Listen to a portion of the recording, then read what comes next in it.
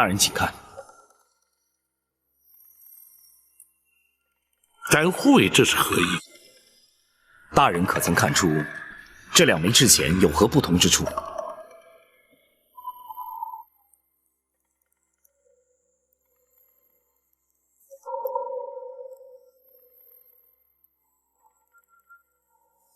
这2枚制钱除了一新一旧之外，并无不同啊。公孙先生，你拿着试试。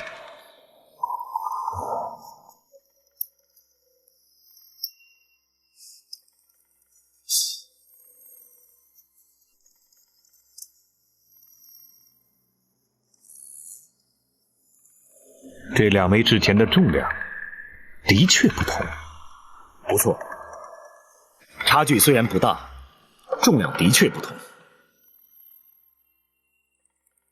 旧钱使用日久，或是沾上污渍，或是铜钱生锈，因而变得较重，也不无可能啊。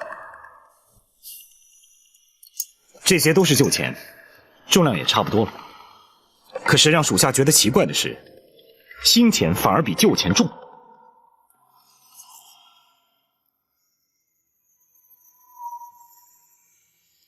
新钱是重了些，这就有违常理了。朝廷所发的制钱，虽由专司专责的钱监负责惩治，但每一枚铜钱轻重分量难免会有不同，这也不足为怪呀。可几乎每一枚新钱都比旧钱重，而且版面花纹也略有不同。属下认为，这就是不寻常之处。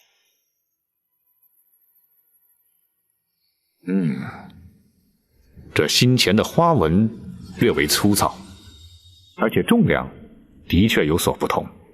不可能，新钱出厂之前，都派有专人负责查验，若有瑕疵，当即销毁重铸，不可能流入市井之中啊！大人，可这些制钱都是属下从市集换回来的。哦，难道说是伪造假钱？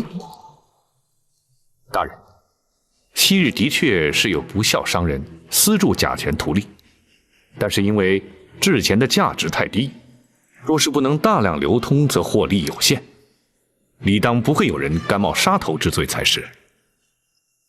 就算有人贪图这不法利益，只是如今既已流入市井，恐怕也难以追查来源。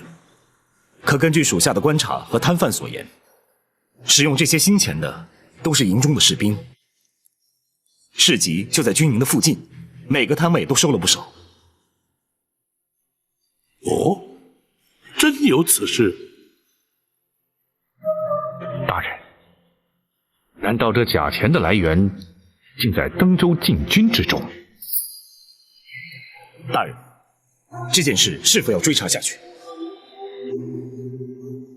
倘若真是借军营之便大量流通假币，则此事非同小可，非但影响朝廷财政，甚至动摇国本，远比登州通判是否真是病故身亡更要严重许多。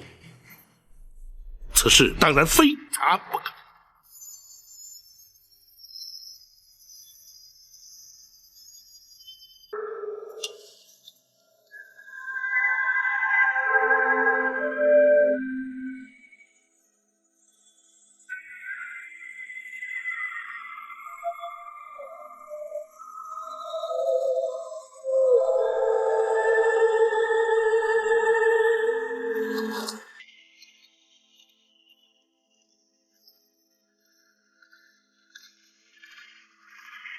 大人，你二人分头查访的结果如何？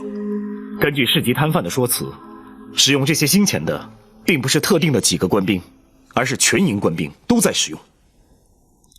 学生在营中也略作打探，官兵手中的新钱也都是在军饷发放的时候领到的。哦，如此说来，营中的军需官员所发放的竟然是伪币。正是，那一定是军需官员使用假钱图利。不能如此断言。或许正如展护卫所言，他们违法图利，也或许连他们本身也茫然无知，根本就没有察觉到所发出去的是假币。大人可要立刻召胡方前来问话。不，天色已晚，多有不便，暂且不动声色，待明日一早再带他前来询问。难道大人怀疑他涉案？不会吧？胡方把军队整顿得很好，按理说应该不会做这种事。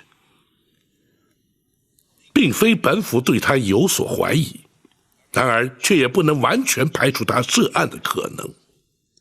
可胡方手底下有2500人，从中又能获得多大的不法利益呢？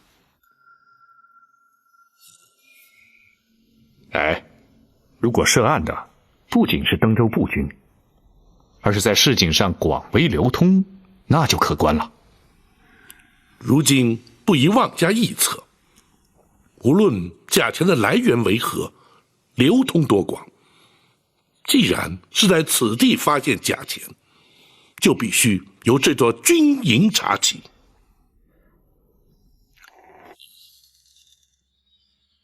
包大人召末将前去，可是打算离开军营了？包大人在此地还有未了之事。什么未了之事？召你进帐就是为了此事。展大人可否透露一二？你担心什么？不是末将担心，包大人一向行事周密，言出必行。突然决定留在军营，必然是有极其特殊的情形发生。如果事先能够有所准备，总是好些。只要你行事端正，问心无愧，自然一无所惧。是。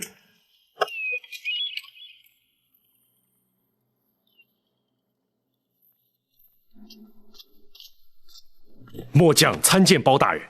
胡指挥免礼。末将若有怠忽职守之处，请包大人惩处。哦，你有何怠忽职守之处？这末将不知。既然不知，何来惩处之说？大人召末将前来，想必是查出末将有所疏失。胡指挥不要多心，大人召你前来，自然是有话相询，却未必是胡指挥的疏失。是。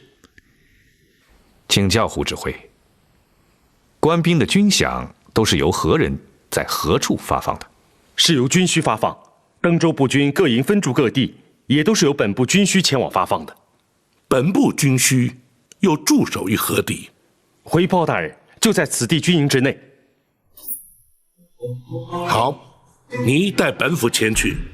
包大人，莫非是军需出了问题？本府只是前去查询，而非判定，你不必焦虑。末将。胡指挥，带路吧。是。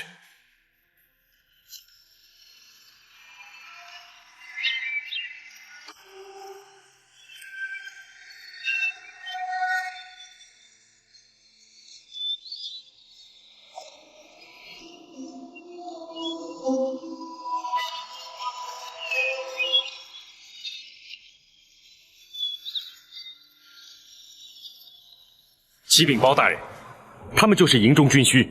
参见包大人。本府前来是查询营中财务之事，你们要据实回复公孙先生的询问。是。请问军饷是哪位负责发放的？是属下负责发放。官兵军饷有整有零，那制钱是由何处兑换来的呢？制钱是由朝廷发放的，已经储备零钱，不需另行兑换。哦，那你手边还有没有未发出去的制钱？军中用度也需用制钱，这些都是尚未开封的。可否打开让我看看？当然可以。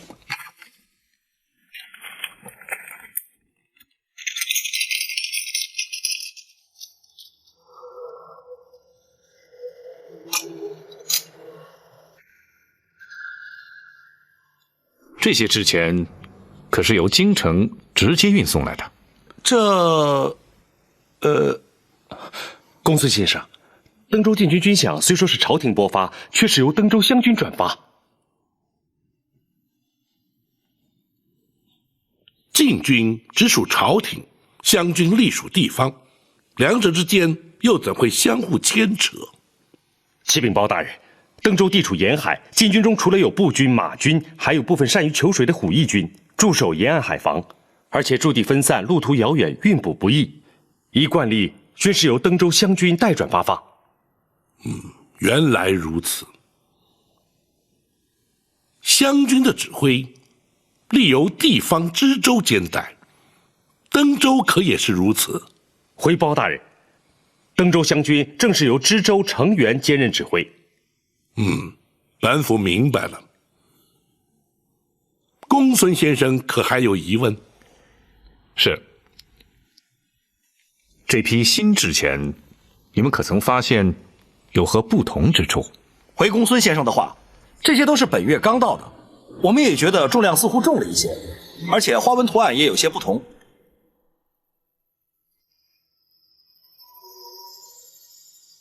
你们可曾提出质疑？哦，有，但是登州湘军说这些都是新版新铸，原来就是如此。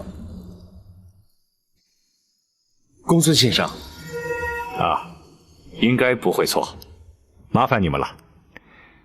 大人，学生已经问完毕了。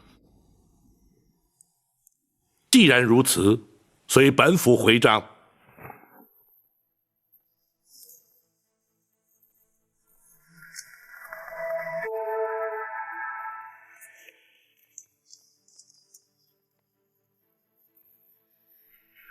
包大人，胡指挥可是心中大惑不解。是，请包大人开示。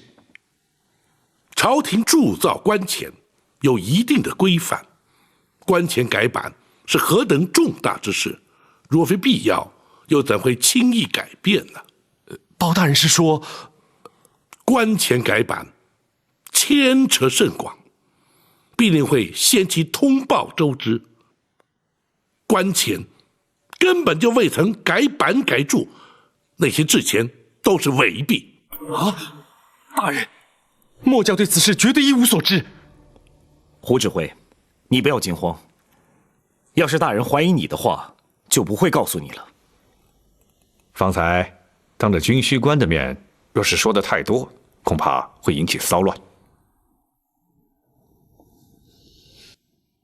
你坦然让本府前去军需查验，足可证明你心中不虚，本府自然对你不再有所怀疑。谢包大人对末将的信任。伪币既有来源，循线追查必定能有所获，此事不宜声张。末将绝不敢透露半句。那就好。大人要追查此案，可有末将效命之处？眼前没有，若有需要军队支援，本府自会随时通知。末将随时待命。本府暂留你营中，待明日确定追查方向之后，再定行止。是。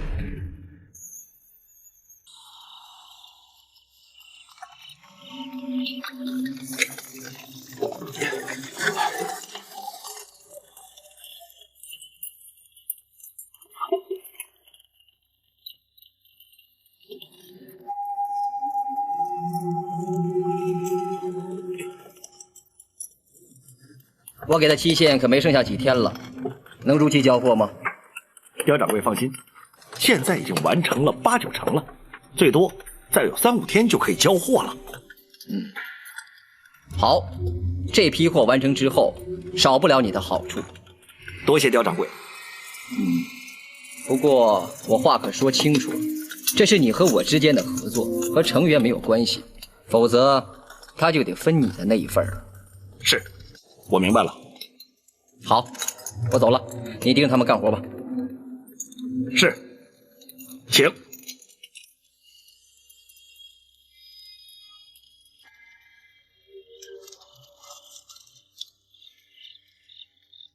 姚掌柜，走好，告辞。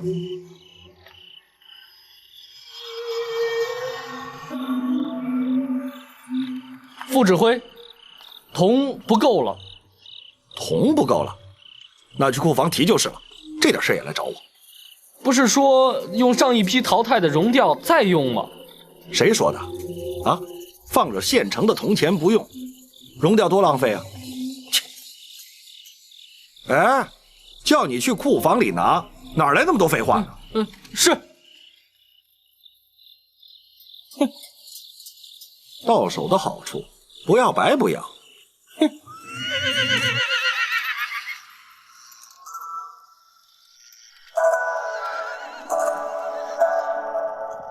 大人，属下有一件事情一直不太明白，大人可否指点迷津？展护卫，请说。朝廷铸造发行的官钱是铜钱，可是铜的本身价值就很高，甚至超过了铜钱本身。可是为什么还有人挖空心思铸造假钱？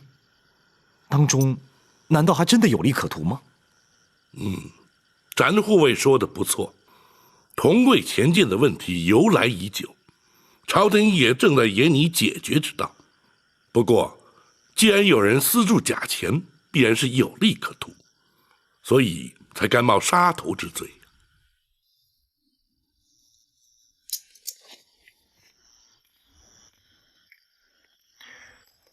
大人，民间常有人把铜钱融化之后取其原铜，再经过加工制成铜器，其价值反而超过了铜钱本身的价值。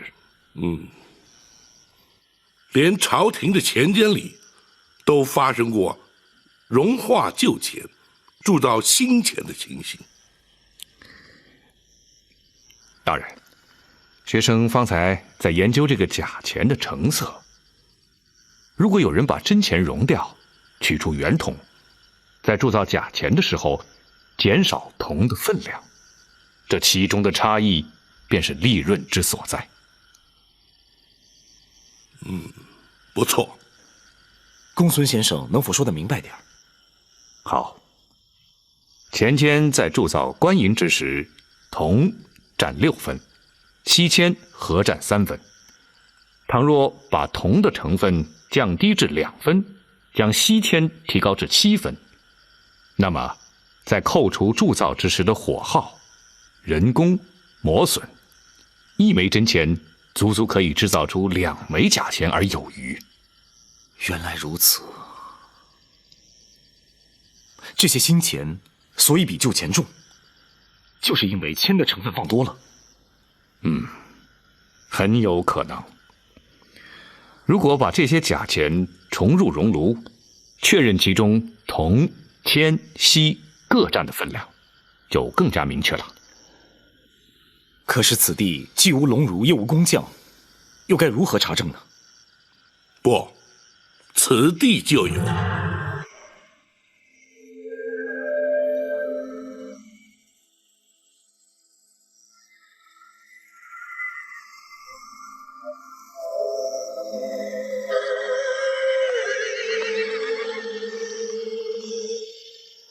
军中的兵甲辎重，甚至于马蹄铁，都必须要自行熔铸锻炼。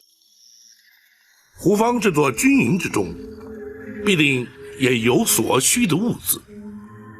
明日要他派人前来协助，便可查证明白。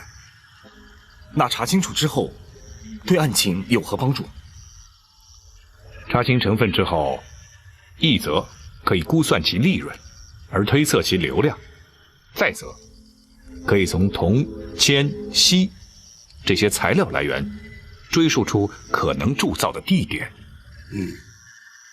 总之，此案若要追查，就必须多方查证，齐头并进。就以公孙先生之法，先查明铜钱的成分吧。是，学生明日立刻去进行。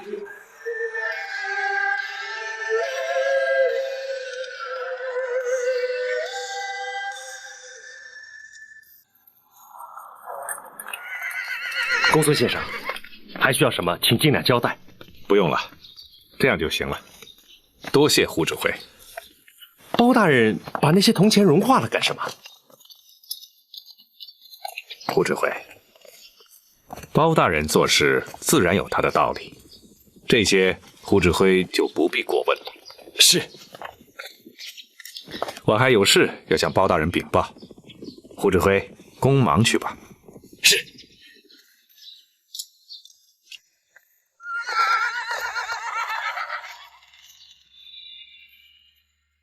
哦，铜的分量果然只有2分。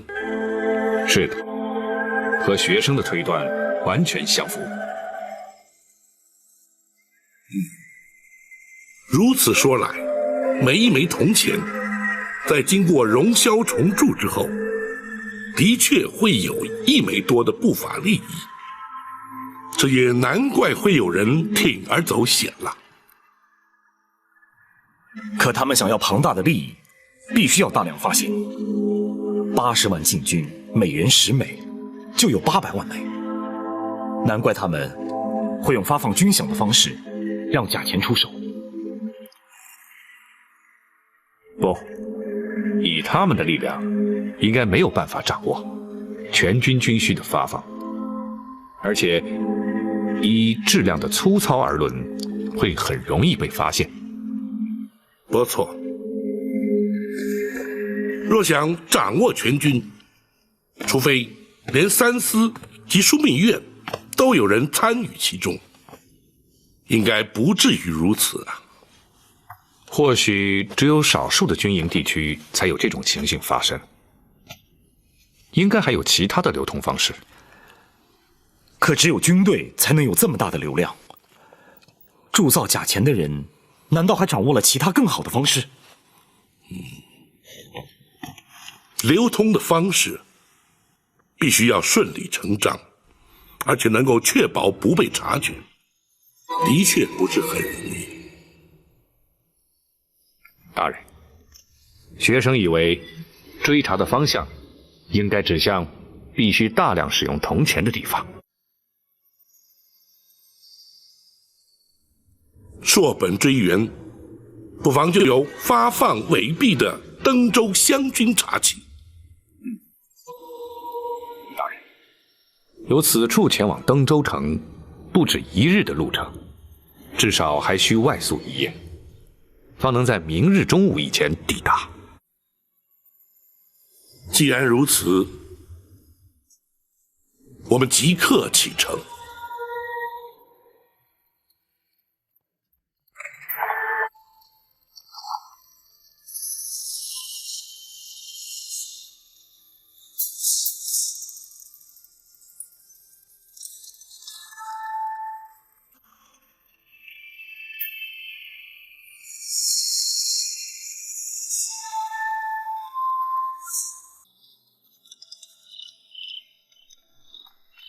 都还平静吗？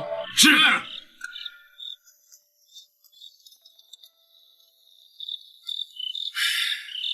此地地处偏僻，又没有地方军队驻扎，而且我们都对这里不熟悉，所以要特别注意。是，大人就在这里住1夜，如果被人惊扰到，我可就为你们试问。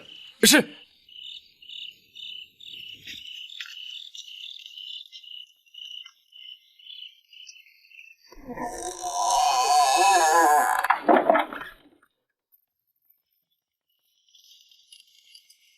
大人，这个地方还可以吧？既然是奉旨出京，任何地方都可能要去。驿馆原本就是让往来官吏暂宿之处，虽然简陋，却可免去露宿之苦。本府早就习以为常了。属下记得，当年行走江湖的时候，也常常风餐露宿，这种日子不好过啊。展姑娘可曾在江湖上闯荡过？那倒没有。不过她从小最爱听在下说一些江湖整故，所以从小她对江湖上的一些小小的伎俩都摸得一清二楚。属下只是担心她和唐真在登州会闯祸。展护卫，不用担心，相信展姑娘不会有事的。但愿如此吧。对了，大人，甲铜钱由登州湘军发给胡风的禁军，那程元兼任登州湘军指挥，此案会不会跟他有关？难说。那程元虽然仗着庞太师撑腰，但却也未必敢犯下如此大罪。不过，两任通判疾病身亡，的确匪夷所思。到了登州，还是得从程元身上着手追查。公孙先生，大人，明日何时可以抵达登州城？各地驿馆之间距离30、50里不等，由此处到登州城正好是30里地。明日清晨出发，4时便可抵达。展姑娘和唐真已在登州城数日，明日到了，相信就可以告诉我们，那程元究竟是贤是愚，是忠是奸。那登州城究竟是否隐藏了不可告人的秘密？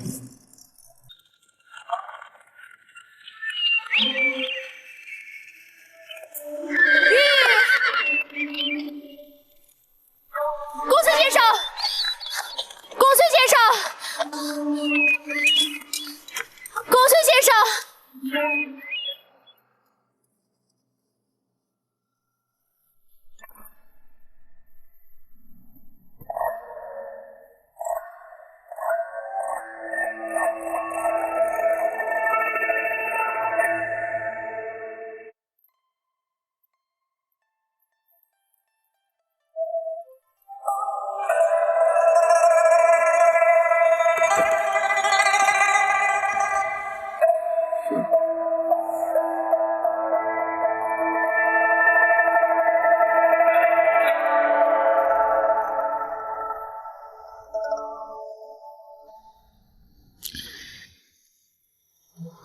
奇怪，他怎么会中这种毒？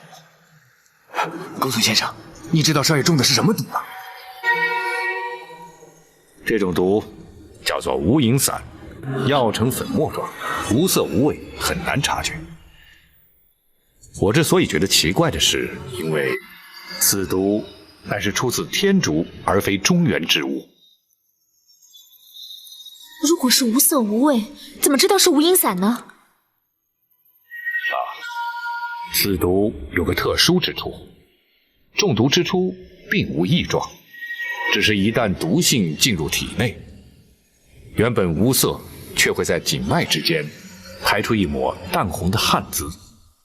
一旦全数排出，中毒之人立即毙命，因为此时体内已无残毒，很容易被误判为疾病身亡。那唐真现在的情形呢？幸亏你及时封住他的穴道，阻止了毒性在体内运行。只要用金针把体内残毒逼出来，再服几天药，当可无碍。多谢公孙先生。老管家，请你准备笔墨纸张，好开药方。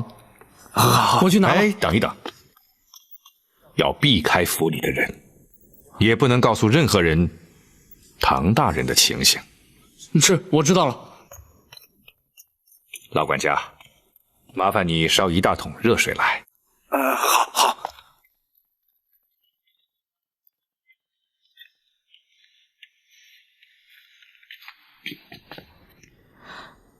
公孙先生，刚才情况紧急，来不及问，你们怎么那么晚才来登州呢？一言难尽。路途中发生的事情，恐怕跟登州有关，还是等大人从州衙回来之后再说吧。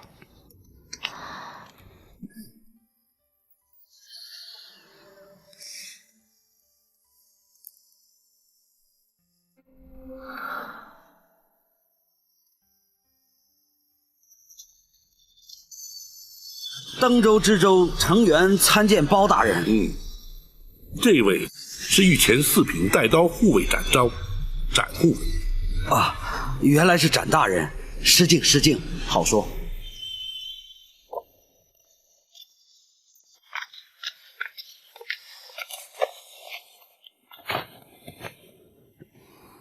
下官不知包大人驾临登州，所以未曾远迎，还请包大人恕罪。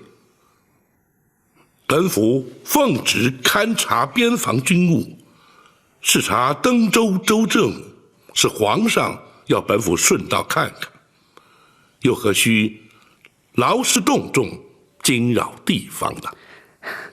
包大人体恤地方官府，下官不胜感激。不知包大人打算在登州停留多久，下官也好安排住所。那就不必麻烦了，本府在登州自有住所。包大人打算暂居何处呢？登州通判官邸。怎么，程大人何以如此震惊？不，下官只是一时不明白。登州通判唐真，乃大人的门生，大人想借此机会师生叙旧。程大人，你认为不合适吗？合适。下官不知包大人是唐通判的恩师，所以一时失态。本府闻听，唐真新任登州通判，既然来到登州，不妨与他叙叙。唐真如今可在州衙？回包大人，唐通判今日告病，正在官邸休养。他生的是什么病？下官不知。下官本想派城中大夫前去探视，可是通判官邸婉拒了，所以想来并无大碍。本府这就去看看。下官立即增派人手护卫包大人安全。用不着，本府自有随行官兵，将通判官邸的衙役和府内的差役一并撤除。是。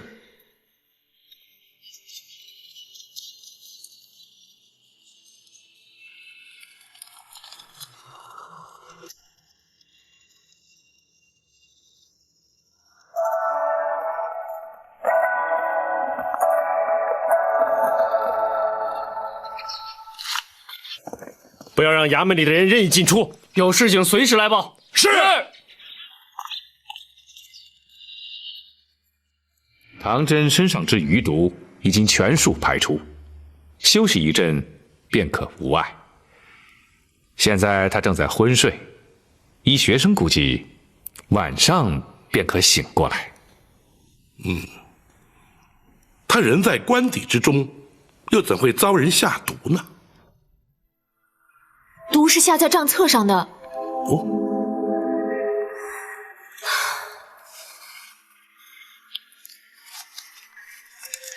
无影散是涂在每一页的下角，一般人为了方便，多半以口将手沾湿，便于翻阅，因此中毒毫无所觉。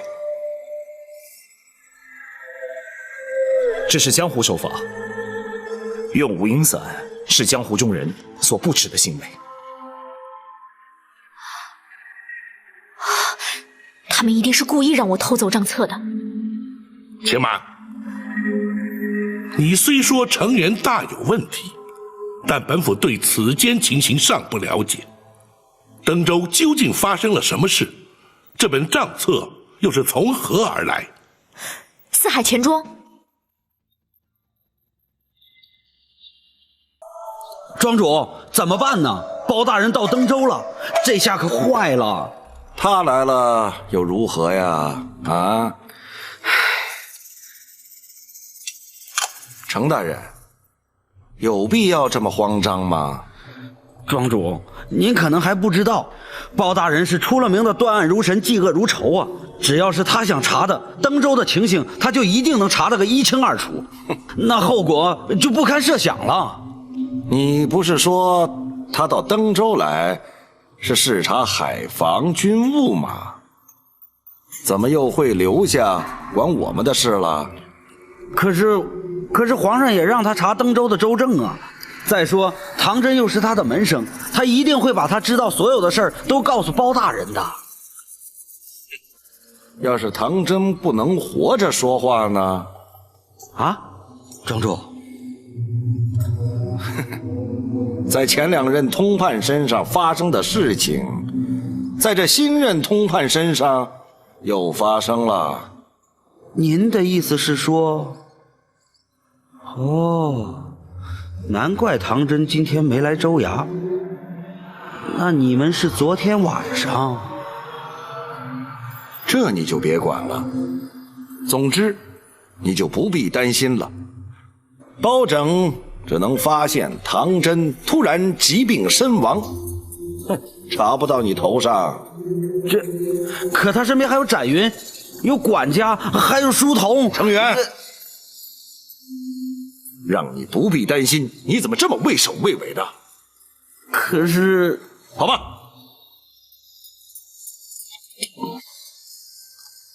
包拯就算起了疑心，又如何？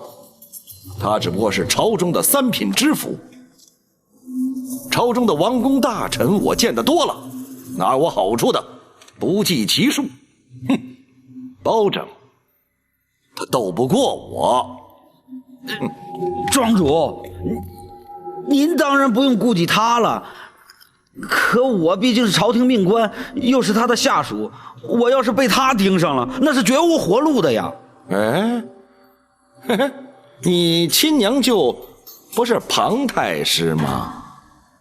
再加上一个在宫中受宠的表妹，他敢动你？哎呀，包大人向来是不卖人情的。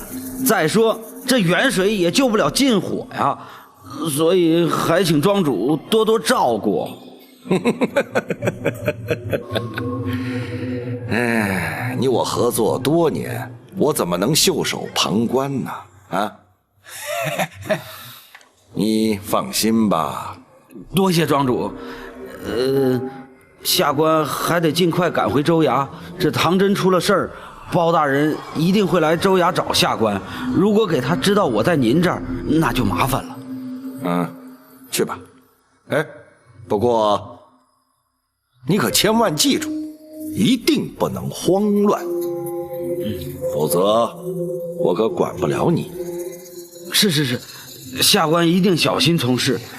下官告退了。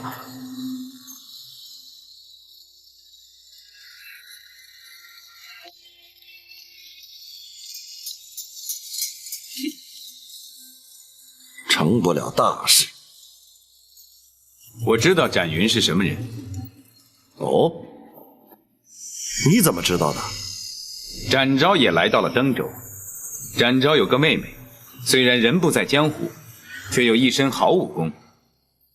现在看来，可以确定，展云就是展昭的妹妹。这么说，包拯是有备而来。对付展昭，你有多大把握？没有把握。什么？不过你放心，无论如何，我都会保证，不会让他伤害你。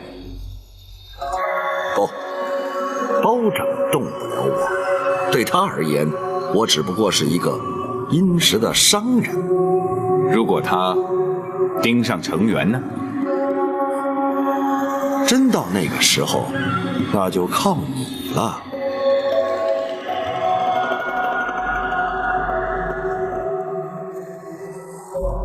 我不能让程元活着把我给出卖了。哼！可恶！官商勾结，竟敢明目张胆到这个地步！我去偷四海钱庄的账册，就是想找出他们的罪证。看来如今他们有所防备，真的账册早已经藏起来了，假的账册是用来应付你们的。无论是吴英散，还是展云所说，他身边那位高手，都足以证明有江湖人介入。只是我们还不清楚他们究竟是何方人马。展姑娘，那徐谦可是原定今日邀约退休的官员前来府邸。没错，是唐真说的。那徐谦虽不曾与本府共事，但本府却也曾耳闻其人，的确是直言敢谏、颇具风骨的朝中前辈呀。要不要请他来见包大人？不，恰恰相反，此时不宜让他们前来，必须立刻通知徐谦暂缓来府，以免让成员起下疑心。好，我这就去叫雨竹通知他。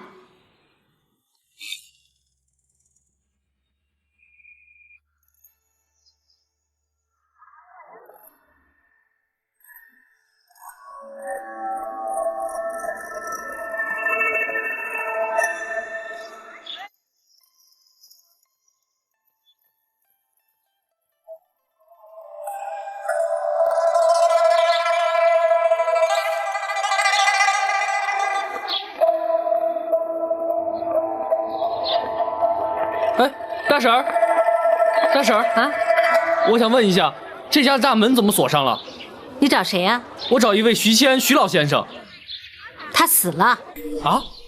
不可能啊！我前天还见过他。昨天晚上死的。他怎么死的？不知道，尸体现在还在衙门里呢。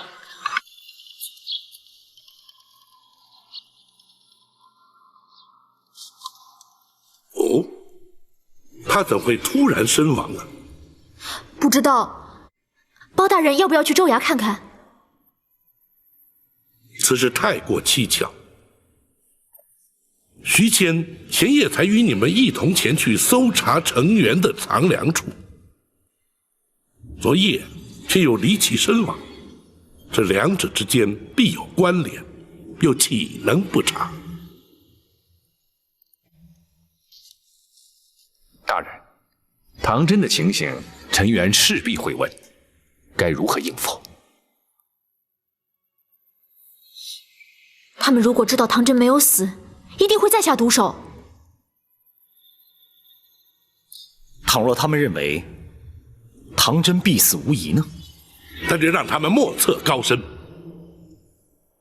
成员李坤胆大妄为，自认为能够一手遮天，本府却偏要让他们认罪伏法，无所遁形。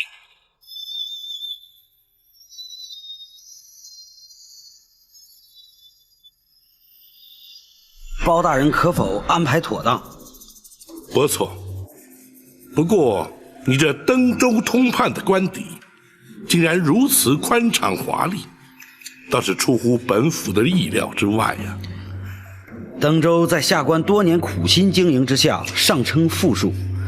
通判既是皇上亲派，下官认为理当多表尊重，绝非下官崇尚奢华，请包大人明鉴。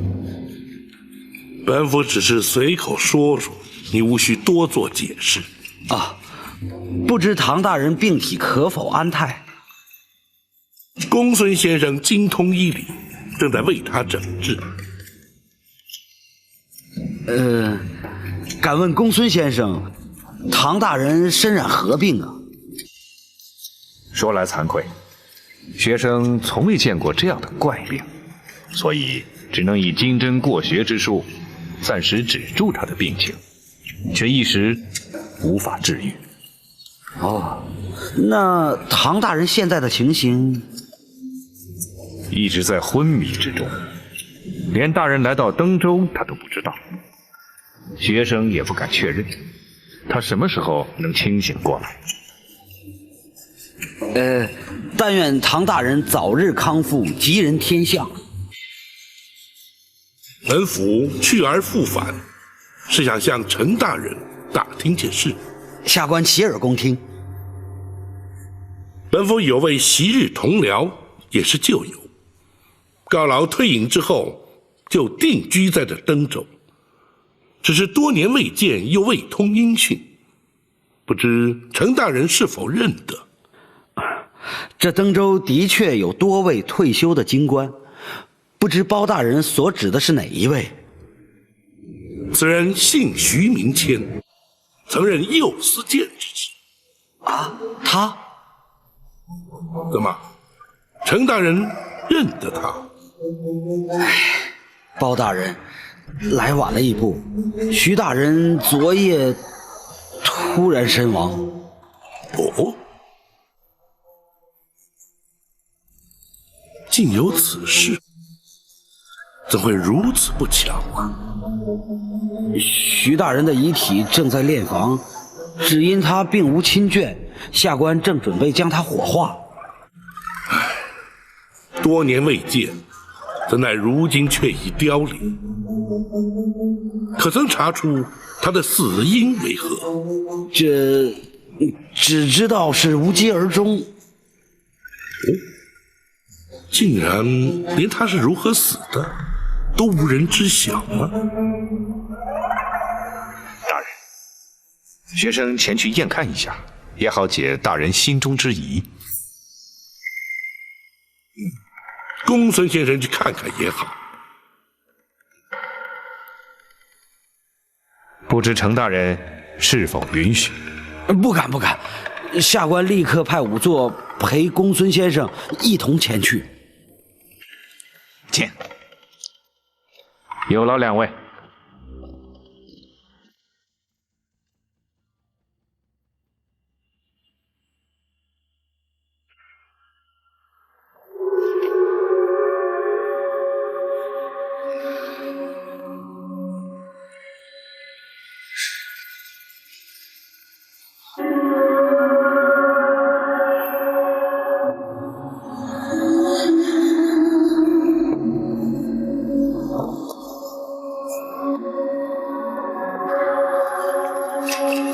仵作，验尸单给我看看。好。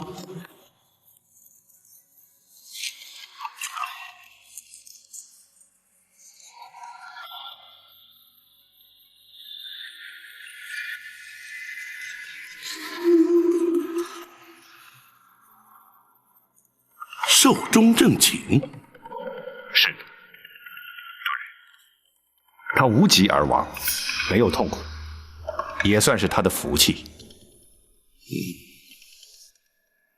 只可惜徐大人无亲无眷，连个扶丧送终之人都没有。难得他一世清明啊！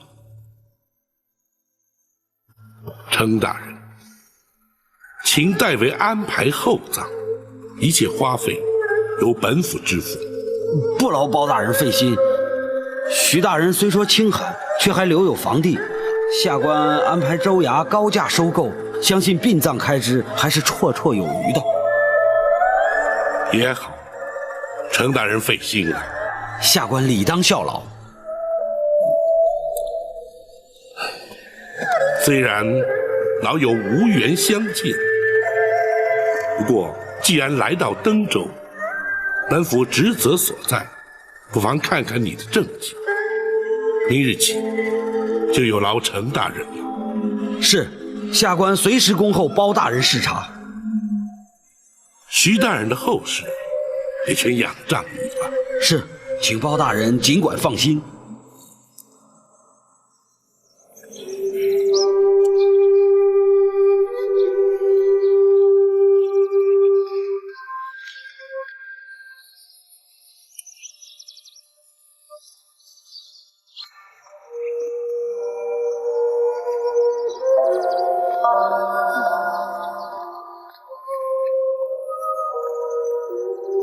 雨竹，长公子，你一个人坐在这儿干什么？我在替少爷担心呢。不用担心，公孙先生说毒已经排出来了，等到他晚上醒过来就没事了。公孙先生的话可靠吗？你放心，他的医术高明得很，他说没有问题就没有问题。现在你可以不用担心了吧？还是不行。为什么？少爷才来登州3天就给人下毒，他要是在这里待上3年，岂不是每天都要提心吊胆的？这一点你就更不用担心了。包大人现在已经到登州来了，他一定会把程元还有李坤那些坏人都依法治罪。到那时候啊，登州就只有好人没有坏人。你家少爷别说在这儿待上3年了，就算待上10年8年也没有问题。包大人真能把他们治罪吗？当然行。那包大人应该早点来，少爷既不会被下毒，那些坏人也不会继续做坏事了。喂，你说这话的意思，好像是我一点用处都没有。哎，长公子，我可没这个意思啊。那你什么意思啊？我是说，哎，长公子，既然包大人已经来了，为什么你还做男装打扮？你什么时候变回展姑娘？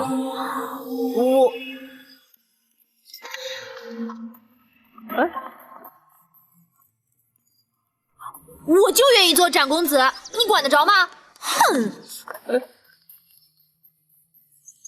这哪像是展公子，分明就是个姑娘嘛！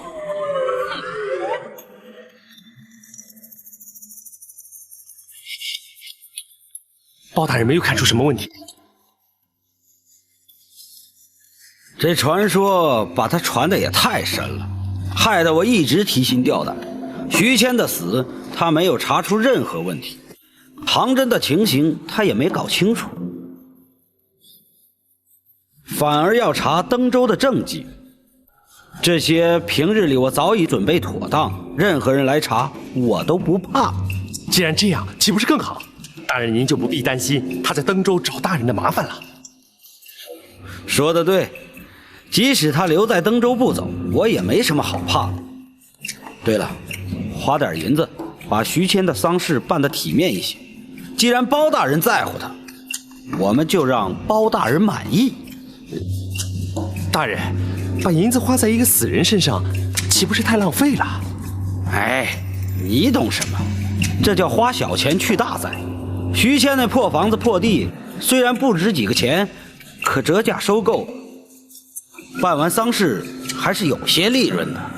是，属下立刻去办。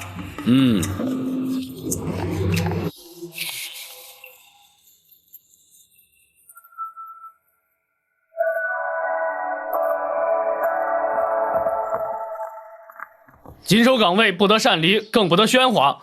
如果吵到唐大人，唯你们是问。是，有劳各位了。老管家别客气，有事立即叫他们通知。是，请。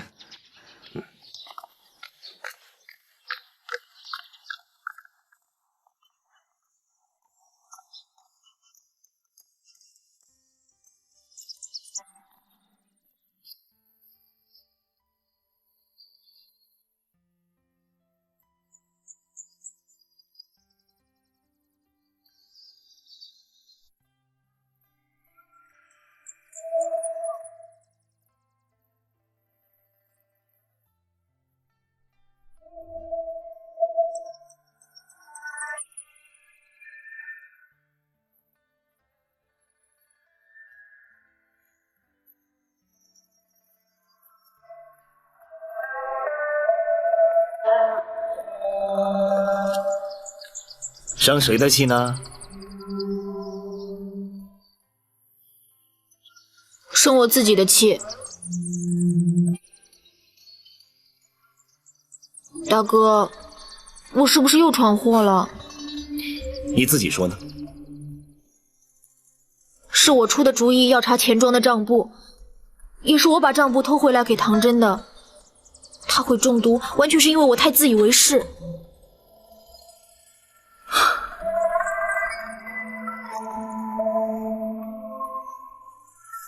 其实你的判断并没有错，这也是找出程元有没有贪渎的最好办法。只不过对方太过卑鄙，在账簿上下毒，也不能完全怪你。不，我应该等你们到了登州才开始采取行动。包大人一定会判断得更正确，公孙先生一定会想出更好的计策。你更不会像我一样笨得直接落入他们的圈套。你也不用太过自责。大哥，你知道我真正的想法是什么吗？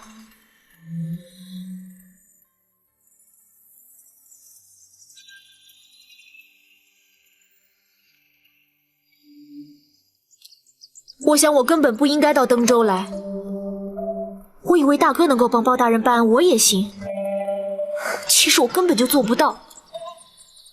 包大人说的没有错，官府的事情并不是人人都可以参与，我根本就没有这个能力。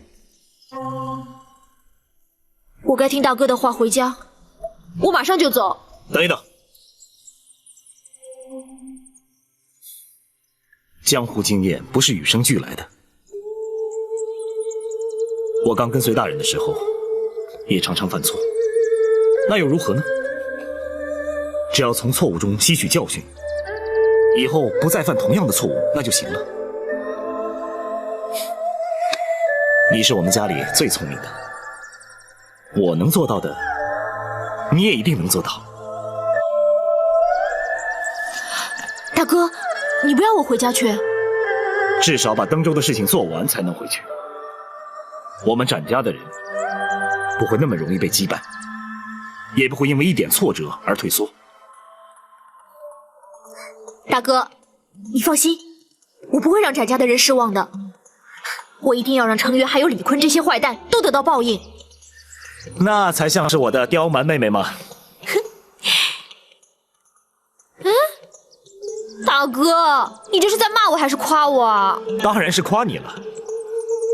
告诉你吧，包大人让我把铸造假钱案的事情告诉你，让你也可以参与此案。啊？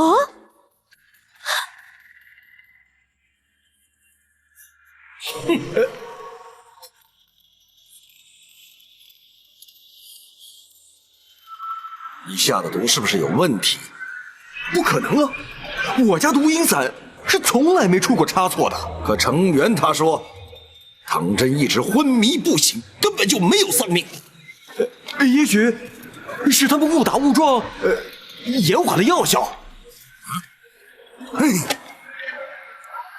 唐真如果醒来说出了一切，难免包拯不会查到你的头上，到时候我恐怕也要受到牵连。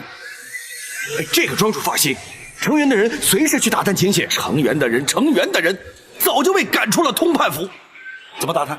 啊？那我再想办法派人混进去打听。不管怎么做，只要别让唐真成为我们的致命伤害就好。是。哼。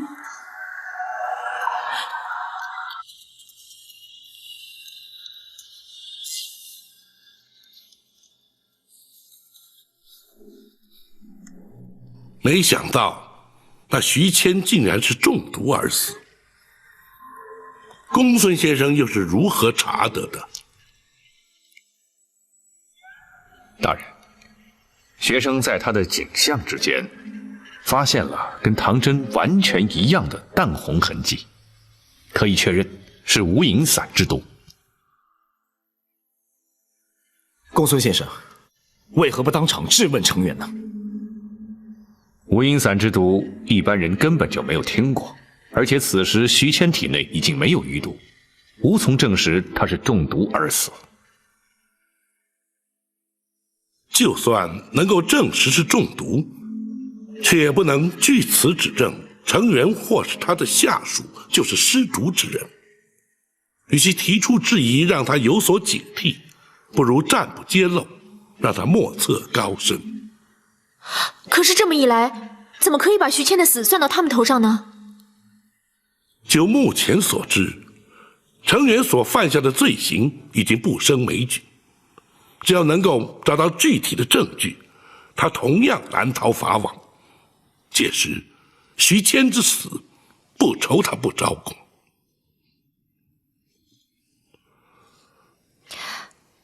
我猜前任通判陆星，甚至更前任的通判，应该也是他们下的毒手。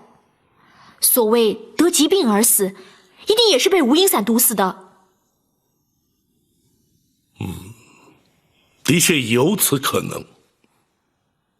公孙先生，那无影伞虽然出自天竺，然而可曾在中原有人用过？这些并无记载，学生就不知道了。无影伞在江湖上曾经有一个传言，当年大理国段氏王朝从天竺引进了无影伞，用以毒杀朝中的叛臣。后来被一个家奴偷出宫外，辗转流到中原。无影伞在江湖上曾经出现过一段时间，可是因为太过歹毒，被江湖中人不止群起攻之，后来就销声匿迹了。哦，这个传闻在下从来没有听过，也没有在任何记载中见过。此事既然流传于江湖，又岂会记载于书册呢？大哥，你说的是不是大理段家？不错，传言是这么说的。段武？段武是什么人？银沟赌坊的老板，他也是李坤的手下。既然他也姓段，会不会是段氏家奴的传人呢？若是如此，就说得通了。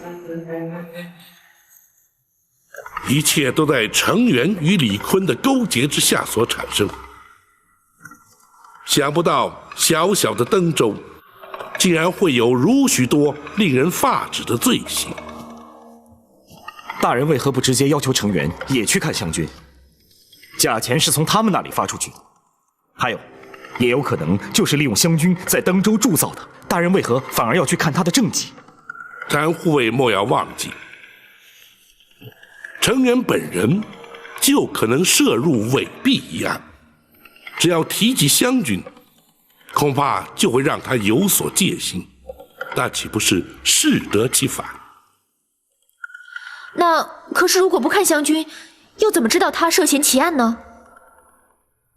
大人，登州的军务包含了湘军，大人是打算不动声色，从勘察政绩，转而去了解湘军的实际情形。不错，从湘军的配置，就可以查出是否具有铸造假钱的能力。除此而外，或许也能对程元与李坤之间的官商勾结看出一些端倪。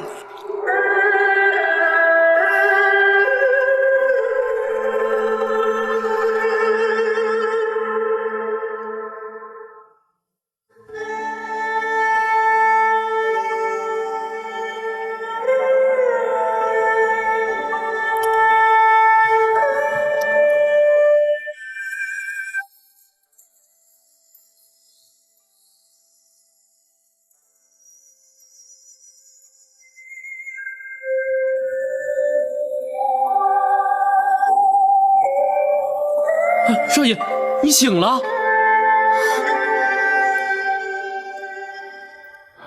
我怎么了？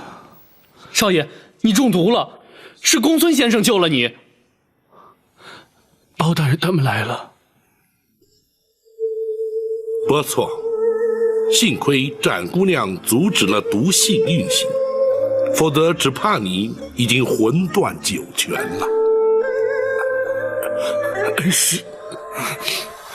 哎，唐大人，余毒方除，不宜乱动，快躺下吧。啊！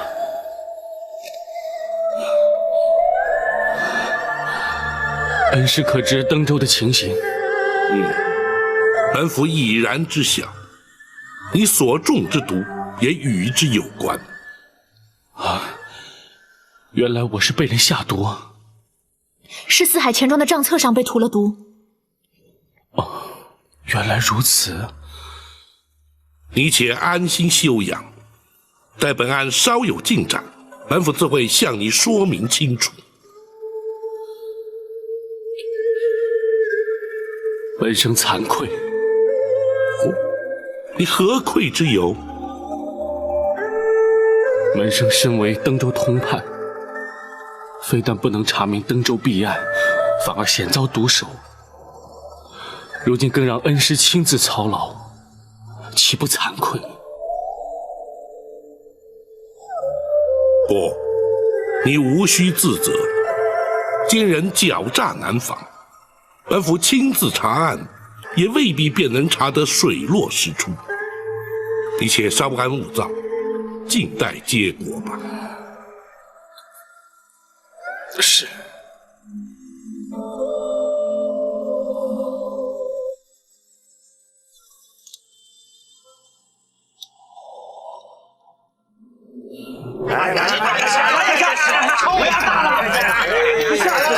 来，我打一头啊！要不要？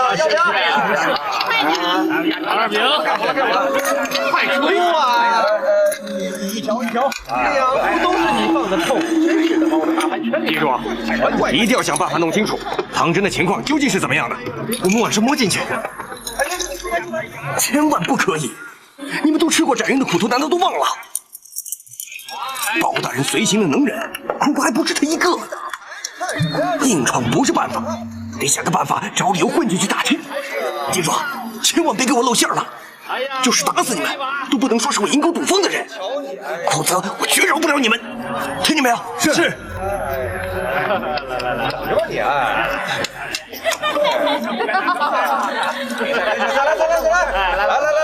来！唐真虽已无碍，然而为言奸人之耳目，暂时还是不要让他公开露面。是，学生明白。登州的弊案恐怕不止一桩，千头万绪之中，必须一一循线追查，方能够真相大白呀。大人，程元和李坤官商勾结，在登州犯下了不少坏事，都要一一查探，恐怕要费不少时日啊。别说是唐真了。派谁来登州担任通判，恐怕都会因为程元还有李坤的勾结而找不到追查弊案的线索。所以我们必须分头并进，一旦时机成熟之后，方可将他们一举澄清啊！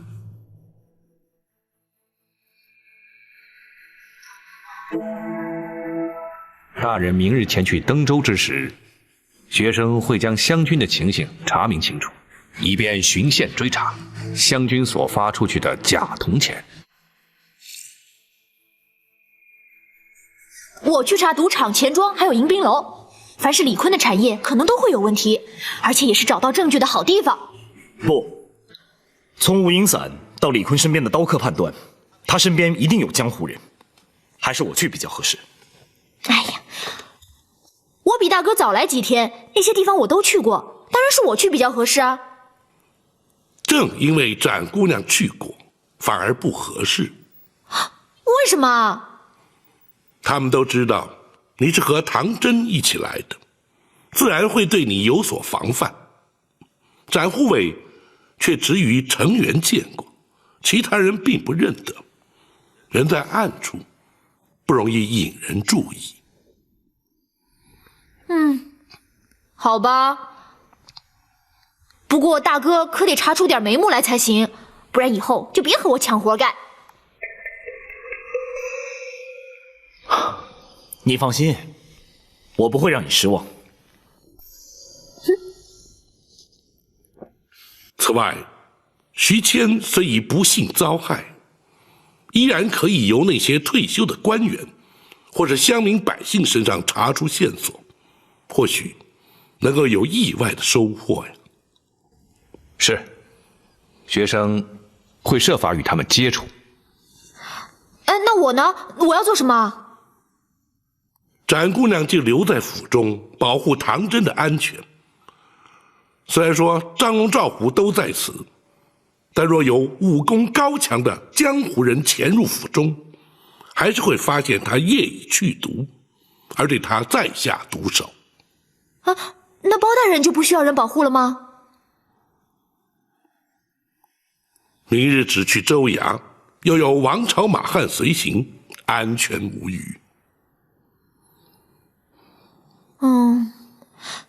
对了，还有唐真，他是登州的通判，总不能让他装中毒一直躲着吧？不要急，此事瞒不了多久。一旦他被发现并未中毒，那才是他开始查案之时。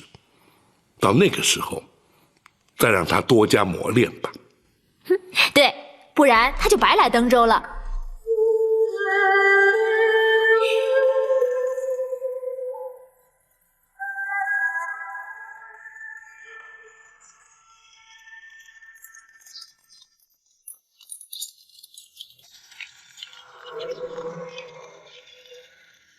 站住！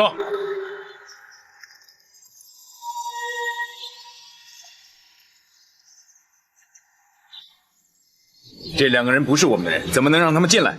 我们是粮铺运米的。把米留下，你们在衙门外等候。可是，放心，不会少了你们的米钱，还不快走！是。派个人过去，看着他们出去。是。以后任何人不得入府，东西送到门口，我们自己人运进来。是。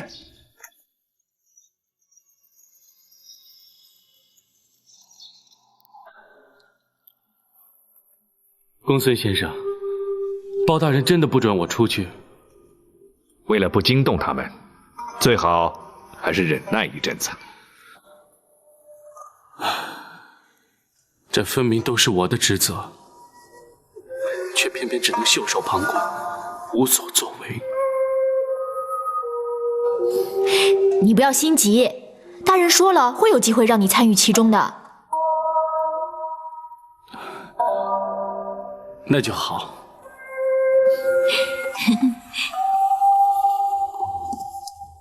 公孙先生，谢谢。长姑娘，哎，雨珠啊，你怎么不叫我长公子了？你本来不就是姑娘吗？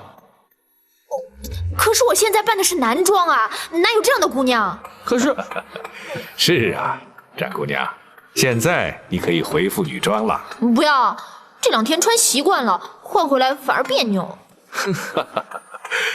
雨珠啊，请唐管家来一下。哦，是。公孙先生有事找唐福啊，要麻烦他跑一趟。唐大人，原本徐谦要带几位退休的前辈官员来跟您见面，是不是啊？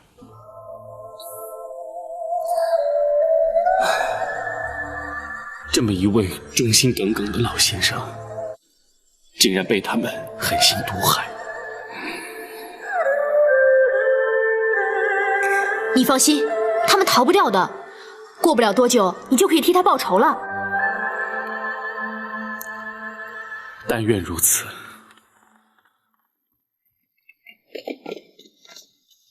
公孙先生找我，替徐谦徐大人来府中传话之恩，你可记得？当然记得。为了方便他和少爷联络，我还记下了他的住处。好极了，那麻烦你跑一趟。好。公孙先生要请他们到府中？不，他们不能来。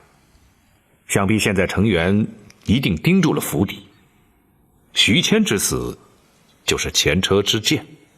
那唐福去找他们，所谓何事？啊，我是想请唐福邀他们去一处能避人耳目的地方。从州衙回来之后，我再出府去见他们。那就麻烦你了。好，我立刻就去。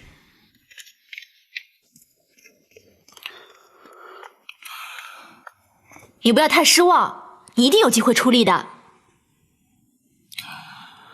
只怕我没有这个能力。不可能，你绝对行，连我都对你有信心，你怎么可以对自己没有信心呢？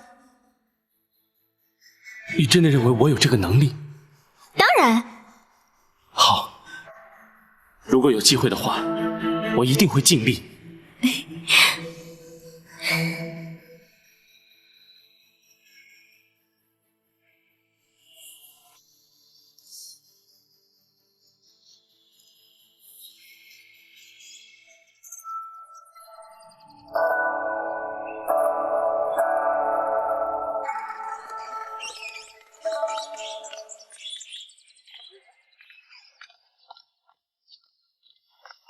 展护卫，公孙先生，我和展云都不陪着大人去州衙，难道真的没有问题？大人坚持如此，而且现在他们应该还不会防着大人，所以更不可能会有加害的意图。可是以后就很难说了，而且去查湘军的时候，我们一定要跟着去才行。展姑娘说的没错，我会提醒大人，至少要你们一人陪着前去。展云，你说李坤身边那个刀客，你可曾看出他的路数？没看出来，不过他的确不错。很难听到你夸别人的武功不差，我倒想跟他会会，试试他的刀法，或许可以从中摸出他的底细。你现在就要去吗？不，现在还不能惊动李坤。我到外面转转，顶多探探段武吧。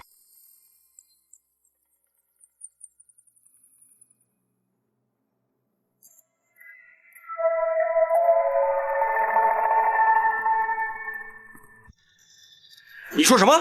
慧景兄被轰出来了？是。没想到他们戒备会这么严。算了，你们不要再去打听了。我就不信唐真能够在我的无影伞之下活得了命。去，叫他们准备开门做买卖。是。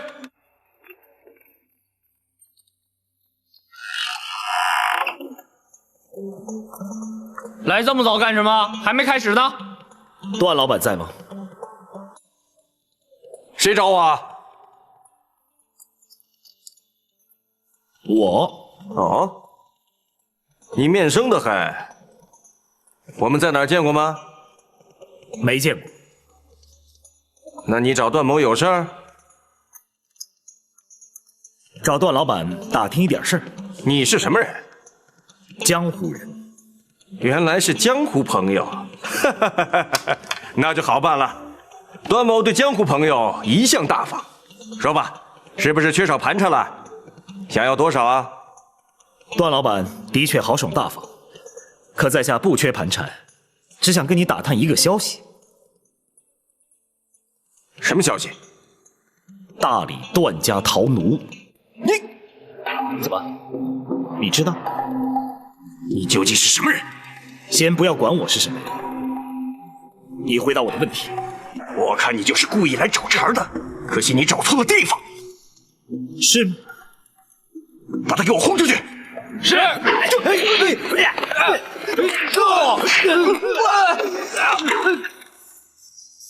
你的武那么差，怪不得要用无影伞。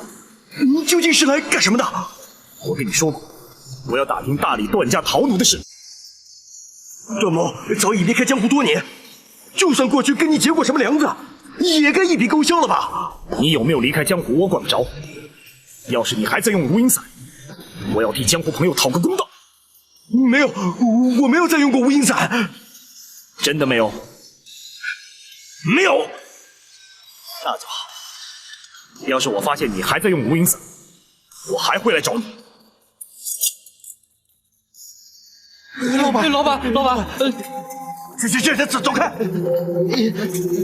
这个人，哎，去，没你们什么事？去！是。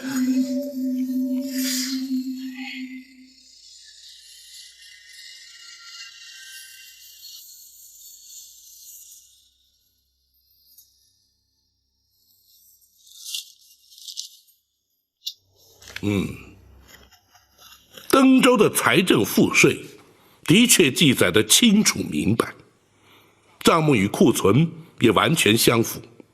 程大人做得很好，谢包大人夸奖。本府就看到此处，明日再来。包大人，不知包大人想查看哪几个部门，下官也好预先做个准备。哦，若是未做准备，难道就经不起本府查看吗？不，下官自问经得起查。好，本府颇为欣赏你的自信。那么明日，本府就随机抽查，如何？是，下官随时备查。来，慢点，小心啊！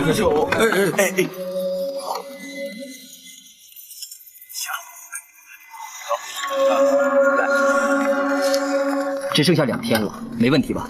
没问题，家长们放心。要不把已经做好的先运到城里去？不，放在你这反而安全，谁也不会来查。是啊。哦，赵掌柜，那个程大人根本就没来过这儿，恐怕他连湘军有多少人也不知道。这里所有的人都听我的。好，不过赶工归赶工，质量可不能差啊。知道了，绝对保证质量。等全部完工之后，再等我的通知送货。好。刁掌柜，我那份呢？放心，在你的钱庄账号户头里面啊，会有你满意的数字的。多谢刁掌柜，只要你干得好，这会是可长可久的买卖。哎，好，全靠刁掌柜栽培了，我一定会尽心尽力的把它办好。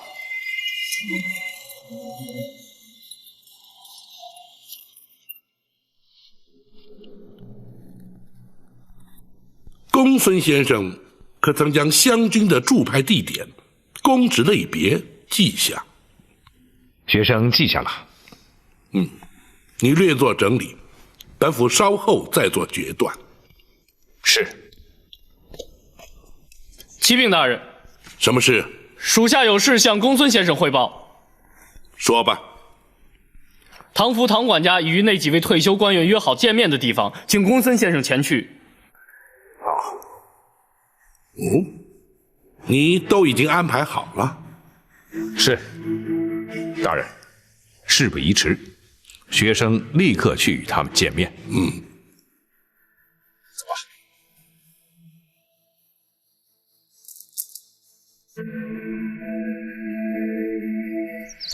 公孙大人请。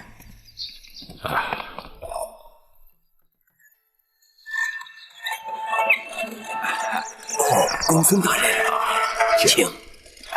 您请。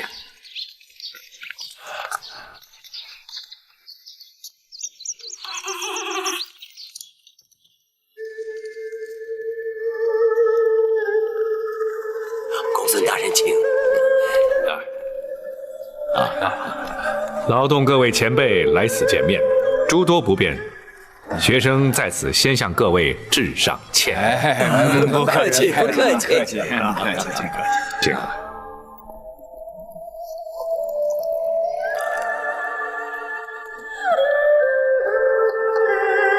公孙先生，请不要客气，这是我自己开设的私塾，平时呢教孩子们念书。我们这批老友呢也常在这儿聚会，成员他不会怀疑的。敢问老先生尊姓大名？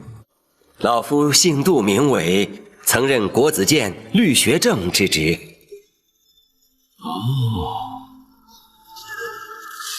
原来老先生是杏坛前辈。不敢，年纪大了，退休后呢不服老，所以在此开了座私塾啊。好，杜老先生，老当益壮，坐育英才，称得上是退而不休啊。惭愧呀。学生今日前来，是想请各位老先生提供成员贪赃枉法的罪证，也好作为日后包大人惩治他的依据。公孙先生，唐大人因何未来啊？我家少爷是因为唐大人身体微恙不便前来，特别嘱托学生向各位敬意，一旦好转，必当亲自前来当面致谢。既然如此，就请公孙大人交代，我们这些老骨头也都豁出去了。是。那就麻烦各位老先生将所见所闻说与学生知晓。公孙先生放心，我们是知无不言，言无不尽。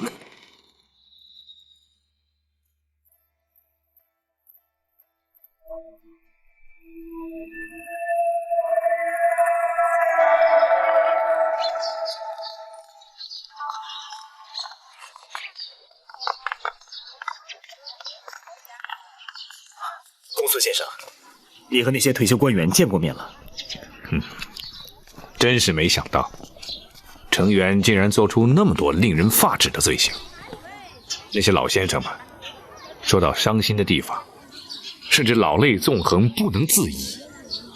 我真恨不得能够尽快看到大人将程元治罪，也好消一消那些老先生们的怒气。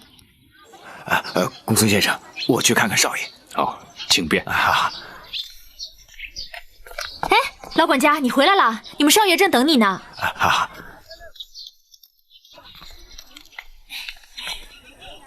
展姑娘去跟唐真聊天了？聊了好半天，他人真不错，我相信他以后一定会像大人一样是个好官。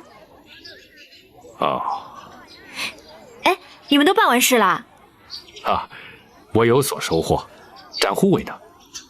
我去跟段武见了个面，可以确定，他就是大理段家的逃奴吴英散，的确是他下的。段武，可知道展护卫的身份？大人没有交代之前，我不可能轻举妄动。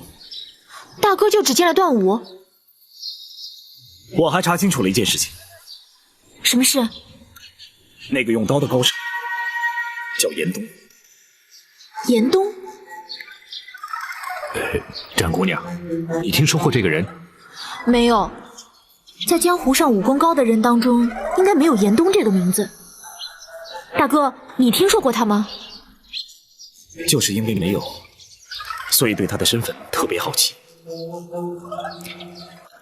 对了，展云，你说你曾经跟他一共拼了2招？对啊，光是2招就很难应付了。而且啊，他不肯出第3刀，说是第3刀只有在生死相搏的时候才肯用。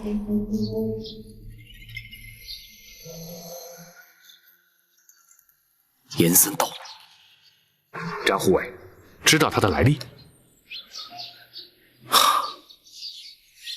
那个严三刀真的有这么厉害吗？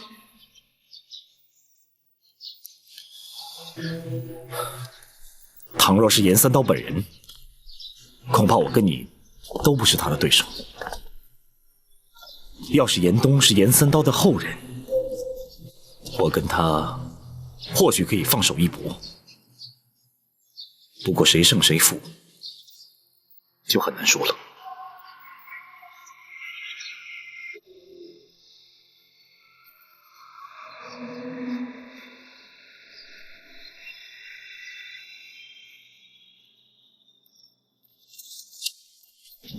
哦，那个在赌坊巡视的人是什么来头？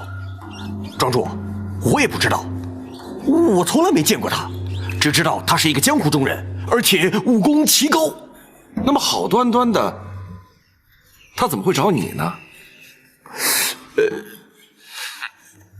那是因为没有一个江湖人能够容忍无影散。严冬，你不要逼我！我逼你又如何？我和他的约定当中，并不包含不能杀你。你好了，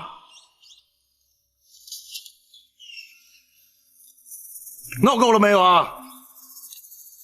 自己人内讧，像话吗？你最好管管他，必要时我会为了自己杀了他。段武，在，你先回赌坊，别在这消武气。是。哼。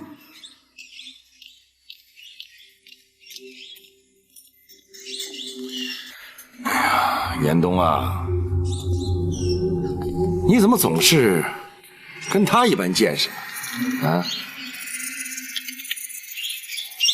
段武说的这个人，不知目的何在，你最好留心一下。他能够找到段武，就有可能找到我。想办法弄清这个人的底细。不必麻烦了，按照段武的形容，只可能是一个人。你知道他是谁？武功奇高，又手下留情，一定是南侠展昭。是他？这么说，包拯已经盯上段武了？你要我杀了他？不，我没这个意思。我和你的约定是3年之内替你杀10个人。3年之内你没有提出10个名额，约定就自动解除。所以，我宁愿你让我多杀几个。这事儿你暂时不用管了，必要的时候再说。你最好考虑清楚，10个名额，只剩最后3个了。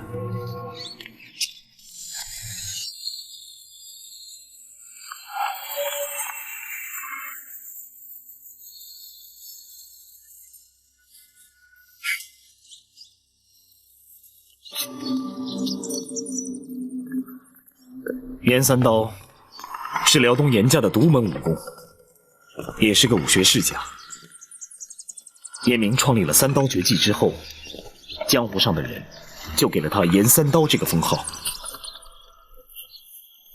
一般江湖门派或是特殊武功，都会有文章记载流传，可是却为什么没听说过严三刀奇人奇事？严明如今还健在，创立三刀绝技也是近10年的事，的确没有被人著书论述过。而且严三刀只传嫡系，难道严冬就是严明之子？严冬前2刀我见识过，可是这第3刀，第3刀没人见过。为什么？当他用第3刀的时候，对方已经死了。难怪他说这第3刀都是生死相搏的人。可是让我觉得奇怪的是，严三刀在江湖上很有声望，在地方上也以乐善好施著称。严家的后人怎么会跟李坤这种人狼狈为奸呢？若是出了个不孝的后代，也有这种可能。无论如何，现在李坤那边有严冬，这的确值得我们多加留意。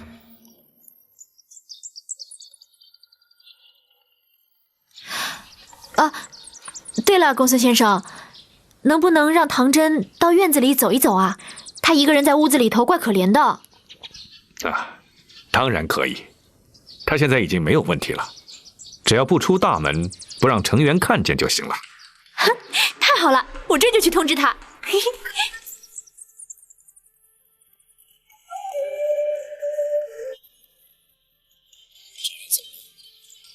唐真能去院子，让她那么高兴。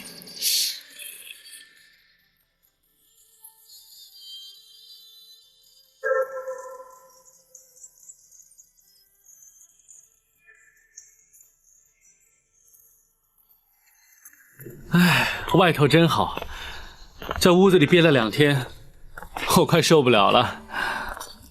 那你应该谢谢我，是我向公孙先生争取来的。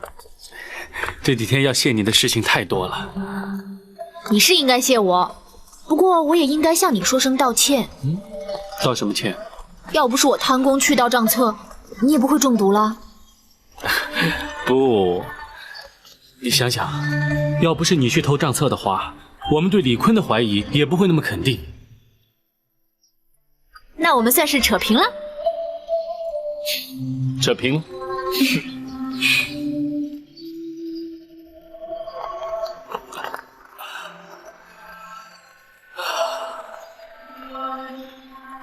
哎呀，外面的空气真好啊！相信那些退休官员对调查成员的弊案会有帮助。湘军的情形又如何？大人，登州湘军在西郊有一处冶炼厂，平常是打造农具、整修装备的地方，不过也有足够的条件铸造假钱。那就是我们所应该注意的主要目标啊。此外，今日在城中打探的结果也颇有所获，是否要集中向大人禀报？当然，同时可以相互推敲，共商对策。你邀约他们入夜之后，在厅中相见。好。那唐真呢？大人说过，迟早要唐真也能参与，是否约唐真一同前去呢？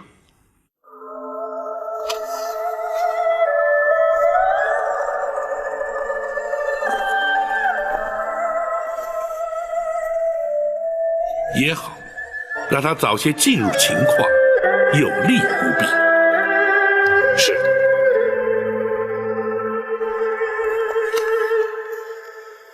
包大人要我参加商议。太好了，太好了！现在你总算可以如愿以偿了。你要谢谢展姑娘，是她要我向大人提起的。展云，我又欠你个谢字。这回我可不希望再扯平了。少爷，你和展公子在说什么？我怎么完全听不懂啊？这是我和你们家公子的秘密，你当然听不懂啦。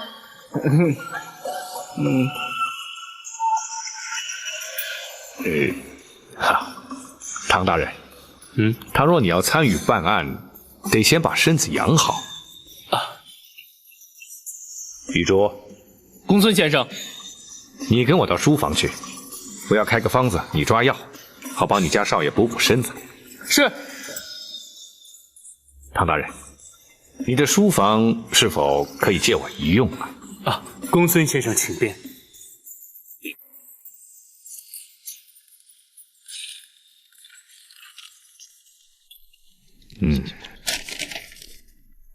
照方抓药，每日1服就行了。谢谢公孙先生。玉竹啊，你跟随公子多久了？3年多了。3年多？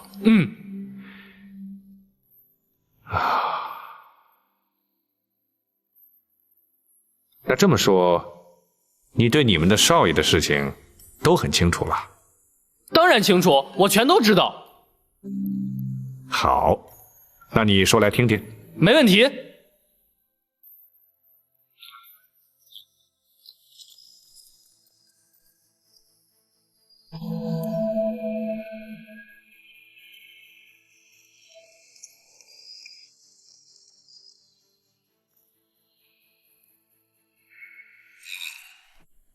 你们的确均有所获。如今已证实无影散之毒是段武所释放，就看要不要立刻抓他了。现在抓段武，一则可以替徐谦报仇，再则可以削弱李坤的实力，更可以防范他逃走。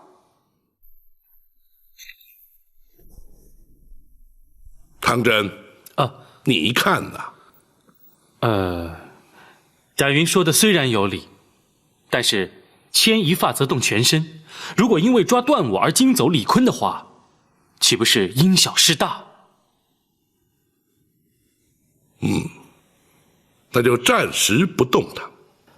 大人，严冬的武功太高，倘若李坤破釜沉舟，恐怕会对大人不利。所以从现在开始，必须由我或者展云，至少有一个人留在你的身边。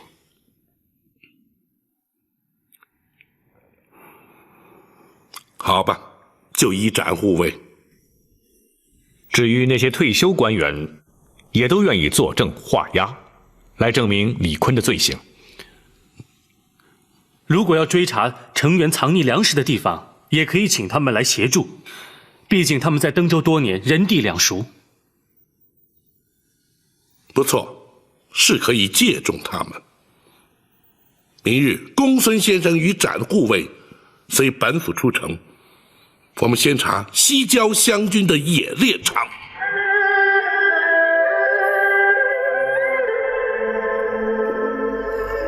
庄主，是段武让你来府里等他。是，他说有事要当面向庄主禀报。他来就来吧，怎么还一定要拖着你来呢？原因何在，属下就不知道。哼，这个段武是越来越麻烦了，总有一天他会让我不能忍耐。庄主，段武还是有他的用处，如果能过得去，就不要和他计较了。唉，还是你不让我费心呐。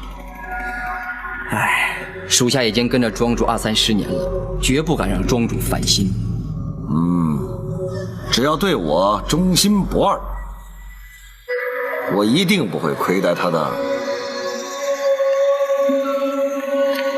庄主，什么事情这么神秘啊？非让刁赞一起来？这件事儿跟他关系大，他不来不行。废话少说，什么事？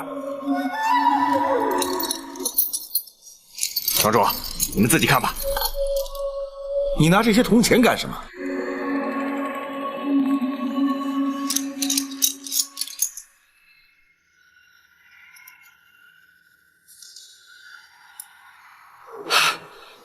这是上一批淘汰的假钱呀！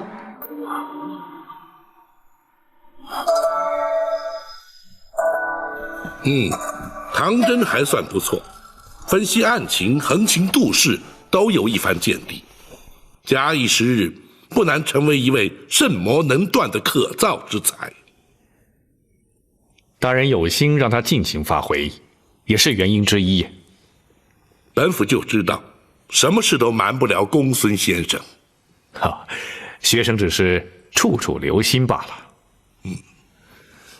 明日出城，还是先挑一处离冶炼厂最近的湘军驻点去看，到时候再转向冶炼厂，也好让成员措手不及，而不能先做准备。是，学生自会安排。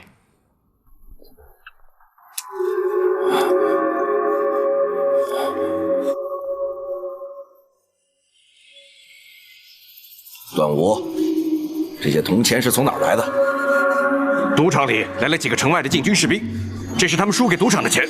不可能啊，这绝对不可能啊！事实就摆在眼前，有什么不可能的？难道这些钱都是我造出来的？哼！刁赞，这钱是怎么流出去的？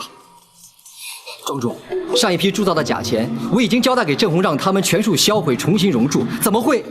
郑红？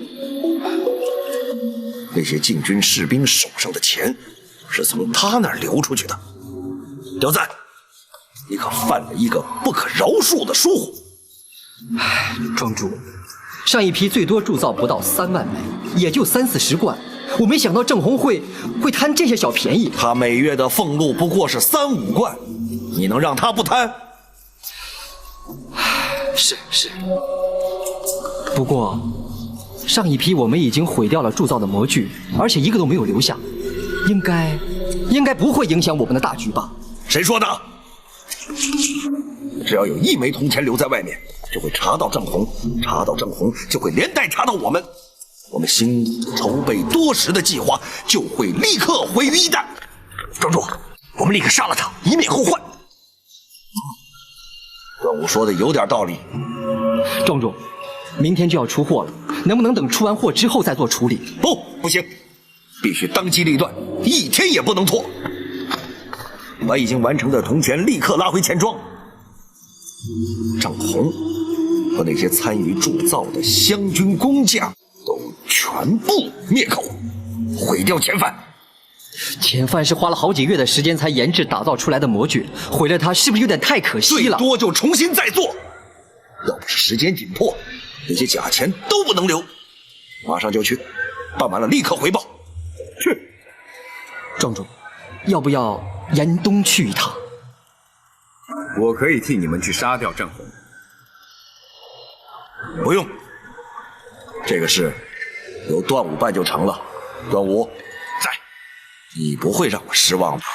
庄主放心，这件事交给我办，一点问题都不会有。你们马上就去。是。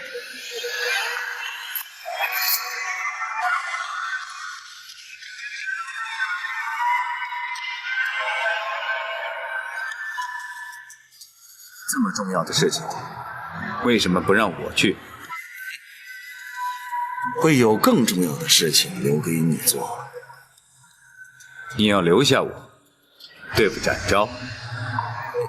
不仅如此，必要的时候，对付的是包拯。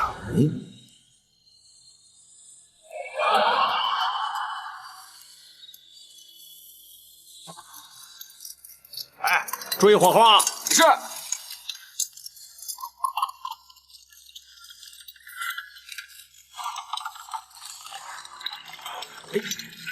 小心点啊！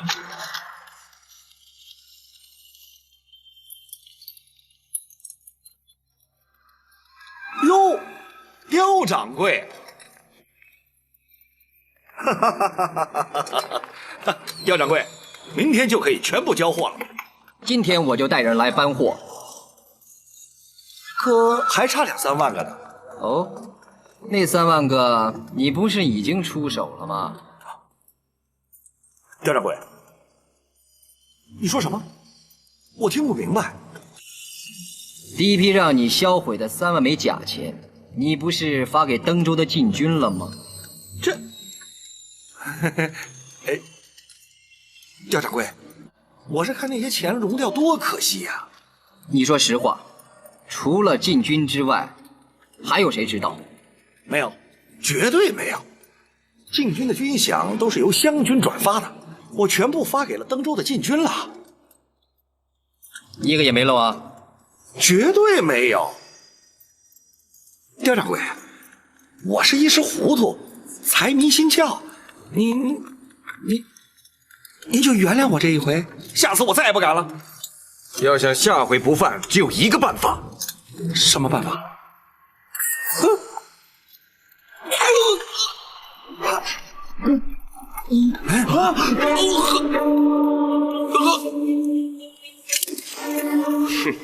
只有这样才会让人放心。外面的人都进来，一个不留，都给我上！是。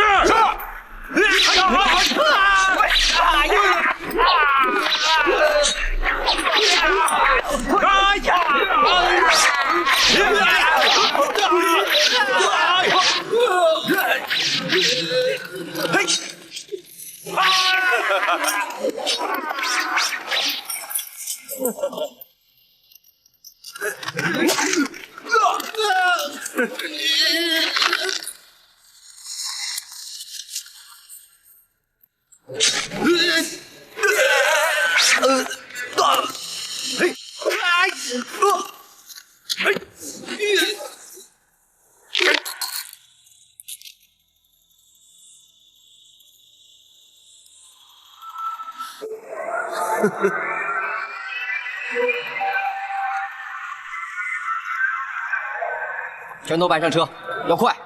是。段武，这些人的尸体不能留在这儿。这事儿就交给我吧，我会把这些尸体都拉出去埋了。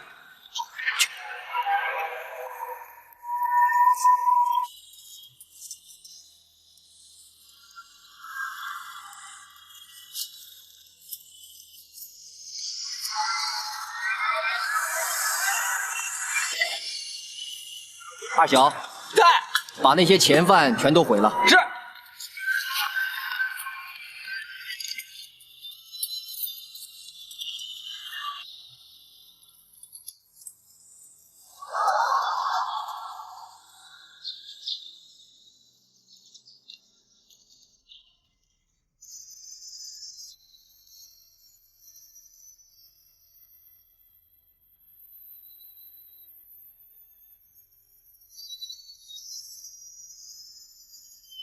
包大人要见登州湘军。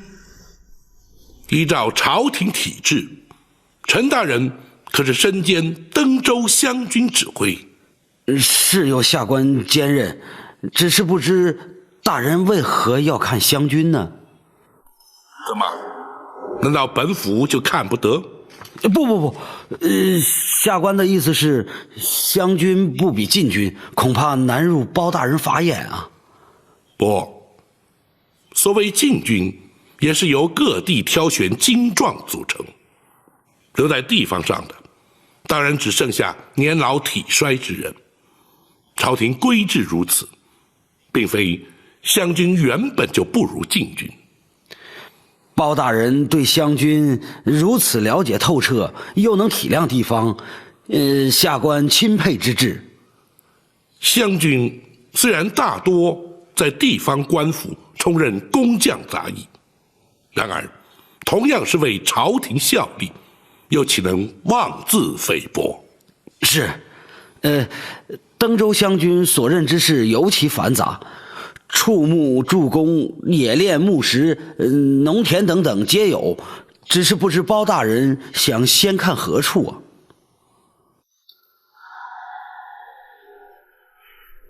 大人想先去看看正在修筑的西城便道。不错，就请程大人带路同行吧。是，下官遵命。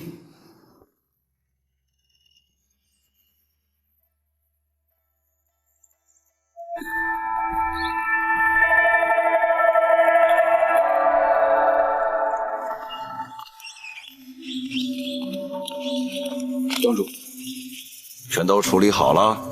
是，除了已经铸好的47万枚铜钱运回钱庄之外，所有与这次铸造铜钱有关的人和物都已经清除。47万枚铜钱，每贯770枚，重约5斤，大约也得有3000多斤了。每袋可以装100斤，也就30几袋，放在钱庄里并不显眼。再说，总计也只有600余贯，对于钱庄而言就是一个小数目，不会引人注意的。暂且不要使用，也不要分发到全国各分庄。等过一阵子啊，过了风头，再重整炉灶。是。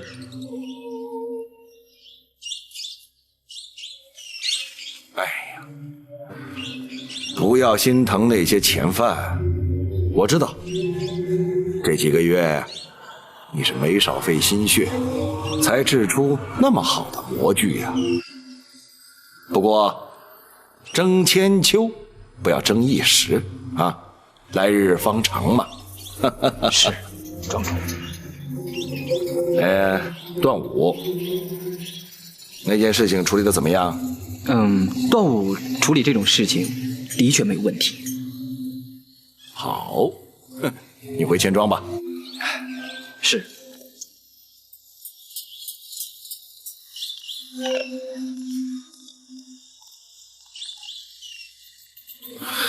看见没有？段武有时候也能办点事。也许最后出问题的一定是他。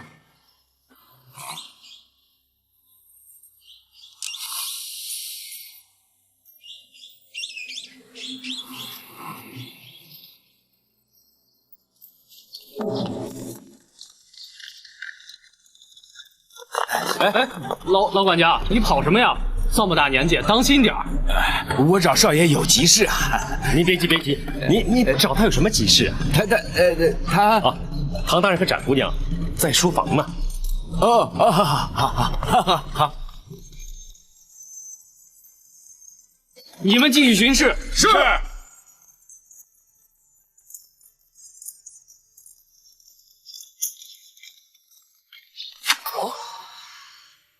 查到成员藏粮食的地方了。啊，是杜伟派人来通知的，他在私塾等着我们去呢。太好了，唐真，我们赶快去，不然他们又换地方了。慢着。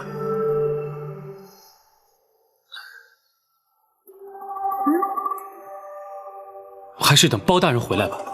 来不及了，错过这次机会，想要抓到成员的罪证就难了。问题是由谁去抓呢？我呀。无论你是展公子还是展姑娘，你都不能代表官府，你凭什么抓他呀？不然让张龙、赵虎去。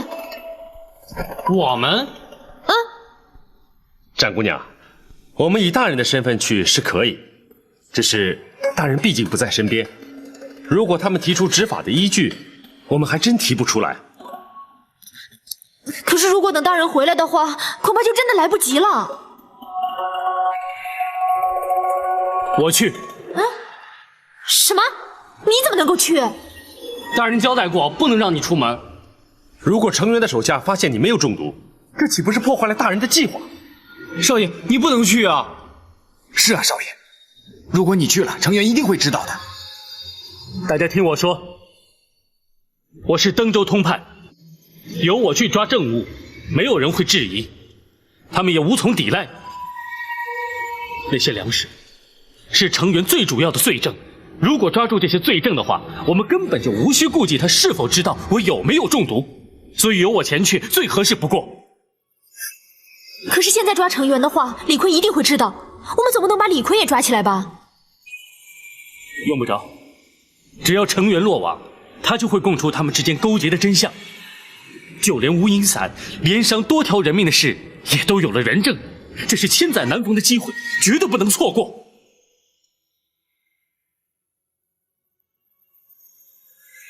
好，我支持你。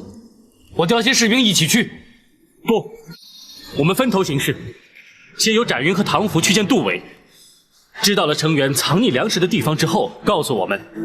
我和张龙、赵虎两位带着人马前去扣押罪证，这样才不会让他们先有警觉。好，老管家，我们走吧。走。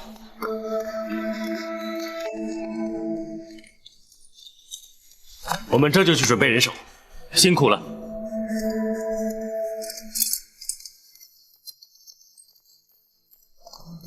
少爷，你可真够威风的，真像个通判。哎，我本来就是登州通判。嘿嘿嘿。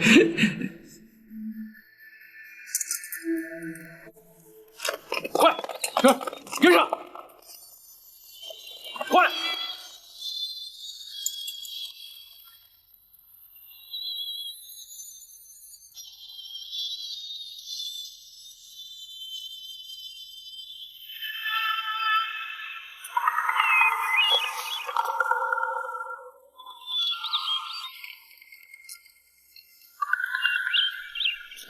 程大人，下官在。你说这冶炼厂有多少湘军？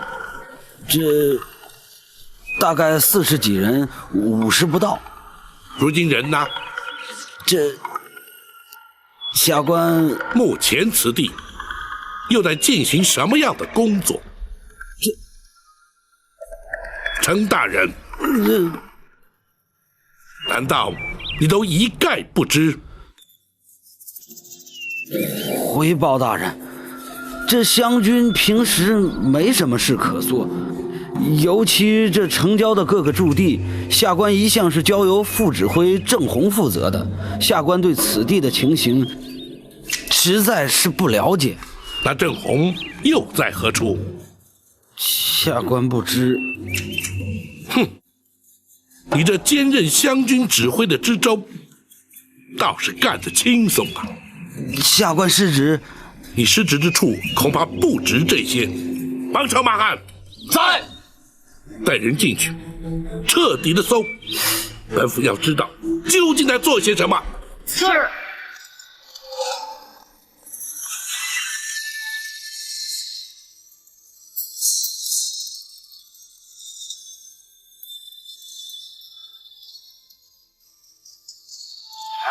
这什么呀？这是臭死了！这排场，来，我打一头。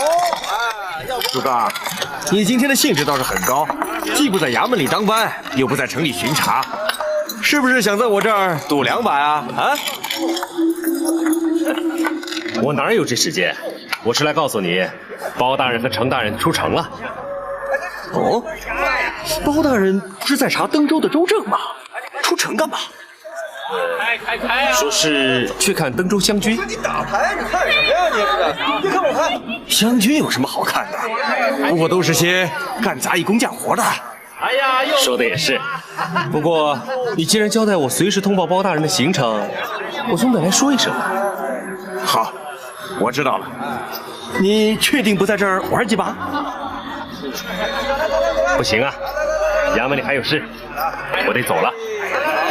我打一头，走好。2名。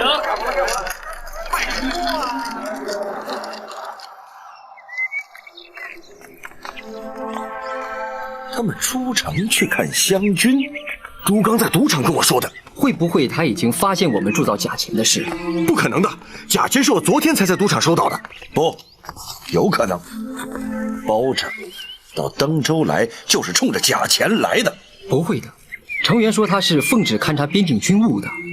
那么他到登州应该到什么地方？当然是登州的禁军了。难道说？不错，正是因为他们去过，登州禁军，才发现郑红偷走的那批假钱，才循线来到了湘军。可是程元怎么会带他去呢？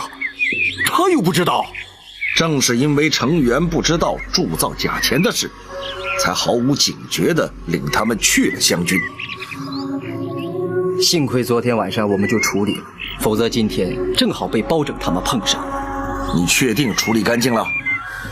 铸造的器具、铜钱我都已经清理干净。所有在冶炼厂的人没有留下一个活口，而且连尸体都埋了，保证没有任何人知道这件事。不，还有人知道。啊？还有谁？我们这里的4个人都知道。严冬，你不要乱说话。我说的都是实话。没错，严冬说的不错。庄主，你们急什么？严冬，他们是跟随了我多年的伙伴，并且全程参与，他们不会出卖我的。至于你，在我们的约定中，我不会干涉你做任何事，而且也不能蓄意破坏。你放心，我会遵守约定。好，那么就是包拯追查假钱也追查不到我们身上。不，除了我们4人之外，还有人知道。还有谁？那就要看他们带哪些人去找郑红了。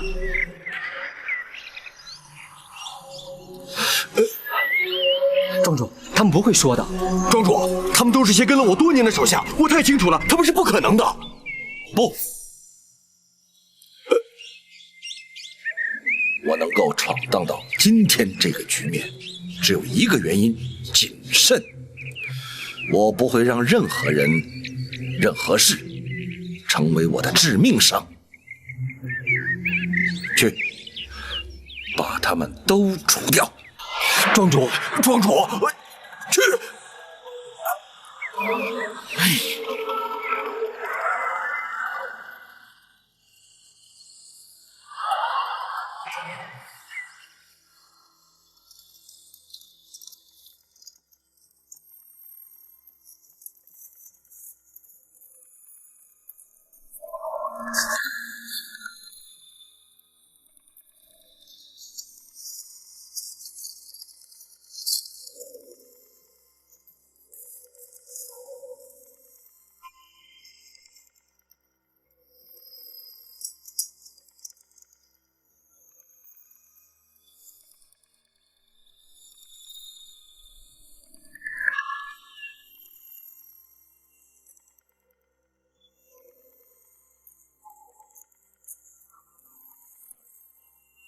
炉灶还有余温，推算起来，昨天夜里还曾经高温烧用过。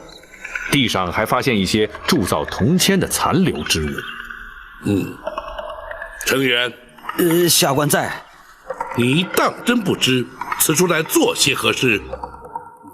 下官的确不知道，平常只是做些农具。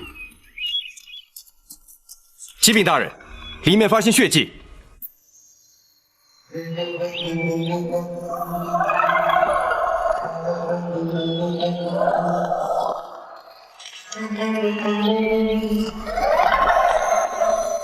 大人，请看。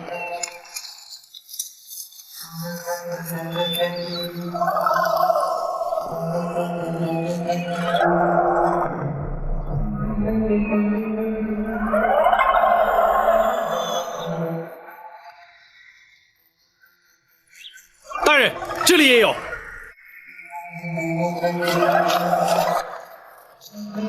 大人，请看。